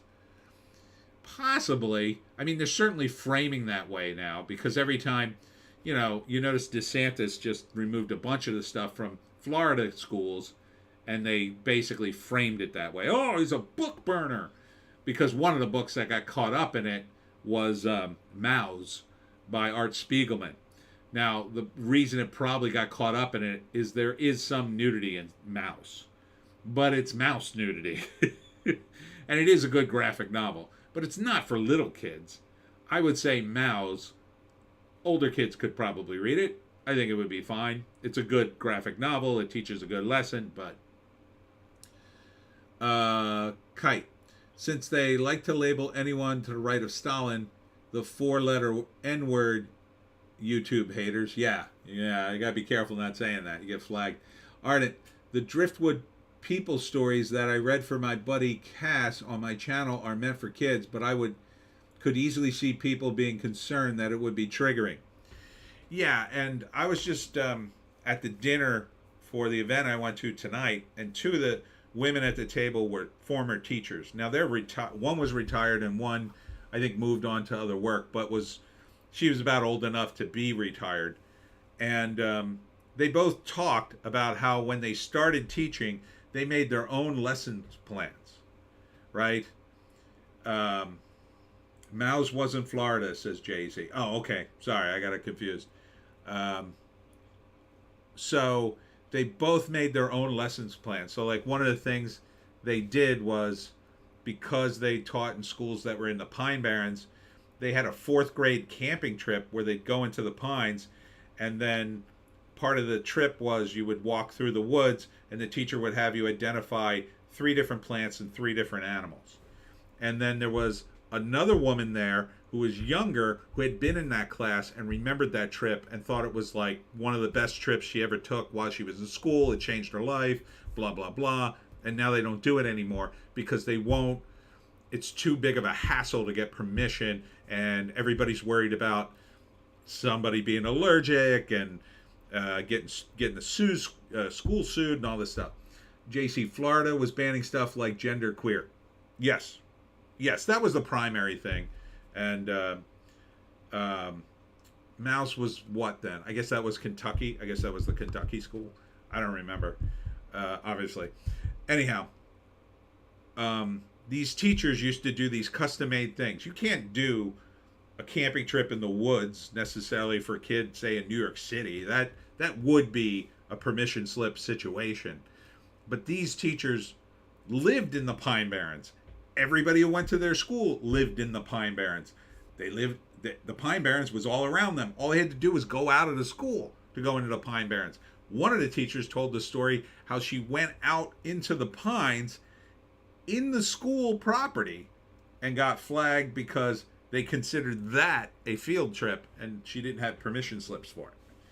So this is what they've done to schools. They've put all this onus on this centralized teaching. It started with the Bush administration with, I forget what the program was called, and it's just gotten worse and worse. And now the woke stuff has made it 10 times worse, because now all they do is teach stuff like, a bunch of woke crap that doesn't make any sense. And they're trying to federalize it to basically make everybody a uniform brain conformist a-hole, something that liberals used to rally against. Oh, now they couldn't be more for it as long as you're gender fluid, whatever. It's crazy. It's absolute crazy what they're doing to these kids. These kids are going to be more messed up than ever coming out of these schools. They're already messed up. The pandemic messed them up, and all this stuff's messing them up. So I think these people in the teachers union ought to be fired. I think the teachers union should be abolished. I think all government workers should not have a union. Their recourse should be to go to the voters and say, we're not getting enough money, pressure your congressman, and not organize in like a giant union that does that. They got too much money. They don't need the voters. They can just use the union pressure, at least in New Jersey. And they're not supposed to be political, but they totally 100% are. At least in New Jersey, they are. Sorry, I'm ranting about schools now. And then Jenna Ortega on SNL was in a parody skit about the X-Men. I guess she played Rogue. I guess, I don't know. SNL's kind of dead to me, but Jenna Ortega's in everything now. How old's this girl? Like 20? It's like the second she got hot, now she's everywhere. She's going to the Oscars. She's in Scream. She's in Wednesday. She's on SNL. Kite. It's been attack on children because they can be molded easier than people getting older, waking up to the propaganda like I did. Yeah, and I think their attacks don't really work. It just screws people up. It just screws them up. They don't. I mean, some of it, I guess, you could argue does work because they turn into little activists. But I think that's more at the college level. They're trying to do it in high schools, but like when a teacher tries to be an activist, like gets all the kids, gung-ho about going to a gun protest and leave school, most of that's just like, oh, let's ditch school because the teacher will give us credit. Because I certainly would have done that if I was in school. If my teacher said, if you go to the gun protest, I'll give you credit. Yeah, I'll ditch school for that. Sure, I'll ditch school for just about any reason because everybody hated school. So I think it's just going to make people hate school more and pay even less attention to it. Because I remember school of being, I learned despite the school in a lot of cases. Now, I had some good teachers. I mean, I went to school in the late 70s, early 80s. So I had some good teachers, but I had a lot that were just asleep at the switch. And, you just kind of learn what you actually want to learn. And school is just a joke. I did my homework on the bus going to school or coming home. Usually coming home because it would be done. And then I'd get home. My mother would go, do you have any homework? I'd be like, no, I'm done. Because it would be easy. These days, I don't know if I could list that many pronouns on the bus. I'd be like, oh my God, how many pronouns did I learn today? Let's see. I think that's about it on my links. Gonna have to wrap this up. Let's just check into the Oscars one more time, see if there was any more awards. Oh, here we go. Okay. Big awards. Best Director. Daniel Kwan, Daniel Schnert for Everything Everywhere All at Once. That's pretty big. I mean, I hear it's great. Kite. She's in everything because she's like young Aubrey Plaza. She really is. There was an article I saw saying how Aubrey was getting past it. They were together at an event, and Ortega was the new it thing. Yeah, it was a great bit where, I forget, I think they were at the Independent Spirit Awards, and they both presented an award together, and they both did their, like, deadpan girl, creepy girl shtick. It was pretty funny. Google the clip. So I would like to see them in a movie together. It'd be fun. I don't know, as two sisters or cousins up to some wacky hijinks. But, yeah, I could see this. I mean, Martin McDonagh for Banshees of Inisherin, I would be rooting for him. Again, Spielberg, I thought Spielberg was kind of a lock for this because he's the right age. You know, how much longer is he going to live? I don't know. Todd Field and Ruben Östlund for Tar and Triangle of Sadness. I don't think those two had a shot because I think they're younger, but Best Film Editing, Everything Everywhere All at Once. That one I kind of called because I figured a movie about the multiverse and jumping around in different universes probably had to, there's a lot of editing in that. It's dependent upon editing, really. Kite, other places that have better education systems have next to no homework, ironically. It's a great shtick, though. It's intriguing for sure. Yeah, I mean, it's not about the homework because the problem with, I think, like right now, there's a gazillion people on Twitter, and I try to flack to them the Pineys, and they're always looking for books, but they read a bunch of garbage. half these people read just nothing but smut and garbage. Really awful stuff. You know, they're just looking for more smut to read. It's mostly women. It's basically women porn. Um, and I know because I used to write it, ghost write it. Anyhow, they're just looking for that nonstop. And once in a while I manage to make a sale, but it's really weird. They're reading a ton of books, but most of them are crap. So what are they learning? Nothing, in my view. If you're reading a bunch of fan fiction, I think you're rotting your brain. You'd be better off reading nothing. So yeah, best film editing for everything. I could see that. Best original song. Yeah, I called this one too. Natu Natu from RRR.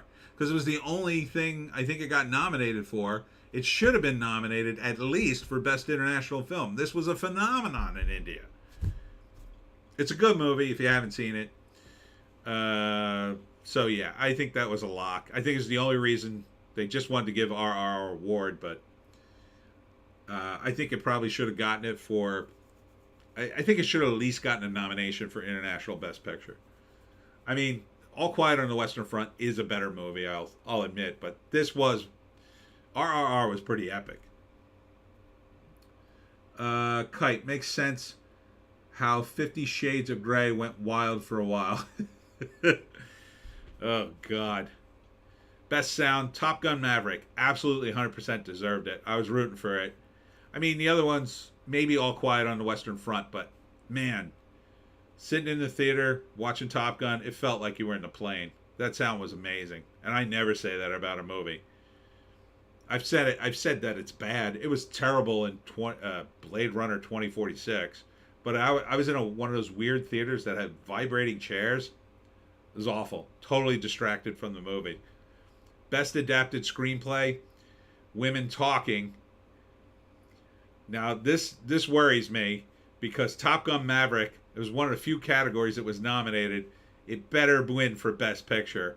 I didn't see Women Talking. I can't think of a worse title for a film for me not to see it, but whatever. All Quiet on the Western Front was really good. I think that probably should have won. Glass Onion shouldn't even be on the list. It's damn you, Rian Johnson. And Best Original Screenplay, Everything Everywhere All at Once. Banshees of Inisherin had a shot at it, I think. Even the Fablemans did. Tar, maybe. I mean, they all kind of did. I mean, but Everything Everywhere All at Once, everybody's raving about this film, so maybe I got to see it. All right, so we're not at Best Picture yet. What time is it? Yeah, I don't think I could stay on. I got to make more videos before I go to bed. So I hope it's Top Gun Maverick, or you'll probably hear me scream from wherever you are. Nah, I don't care. Screw the Oscars. Who cares? Maybe that's why. That's why Tom Cruise didn't go. They already told him, no, you're not going to win. And he was like, well, F you. I'm not going to the Oscars. I wouldn't blame him. He deserves the win. He absolutely deserves to win that. I mean, Best Picture, absolutely. It was the best picture of last year. Absolute phenomenon. Not Avatar. No. It's nominated. If that wins, I don't know who's going to win, though. I would guess maybe Everything Everywhere All at Once. Maybe. Kite. I only had one experience of the 4D movie, the roller coaster movies, with Black Adam. It makes bad movies better and okay movies worse. I just found it very distracting in Blade Runner. I was just like, what the hell is happening? Like, the scene started with the rumbling, and I actually looked down at the chair and got distracted a minute, like, how is this doing this? And I missed 30 seconds. I didn't miss much because it was just a bunch of flying around, because that movie put me to sleep. What a disgrace that was. But don't get me started on the sequel to Blade Runner. Jesus. I can't even believe to this day it was a sequel. I mean, I kind of don't blame Ryan Gosling. I mean, it's kind of not his fault, but I partly blame Harrison Ford, because Harrison Ford has the the fame and the juice to say no to things. He's Harrison Ford. They couldn't make the movie without him. I mean, I guess they could have. It would have been even worse, but didn't he like look at the screenplay and go, this is terrible. I can't do Harrison Ford. Kite. Well, I hope you have a great night, sir. Thank you for the live stream. Thanks for tuning in. Thanks. Final thoughts. I'm going to get out of here. Yeah, so it's a good weekend for me. Next signing is on Wednesday. Kite, I still have not seen Blade Runner, so it sounds like I skipped a fail. Yeah, you did. You totally did. I mean, see the first one, of course, but no, do not see the second one. It'll just make you angry and bored. And Dave Bautista's in it, and he does not help. I don't know why he's in it, quite frankly. My next signing's on Wednesday at the Westville Library, and then on Thursday, I'm going to the Coho Brewery in Cape May Courthouse. So, busy week coming up. I got to write a screenplay. Still working on that. I may have another screenplay to write. I got to get back. Oh, man, I got to answer that email. I forgot all about that. Jesus, I got so much to do. But thank you all for tuning in to the live stream. It's Sundays normally at 7. The next one looks like I'm free on the 19th. So looks like we'll be back at 7 for an earlier live stream. On behalf of little Joan, who didn't stay for very much of this,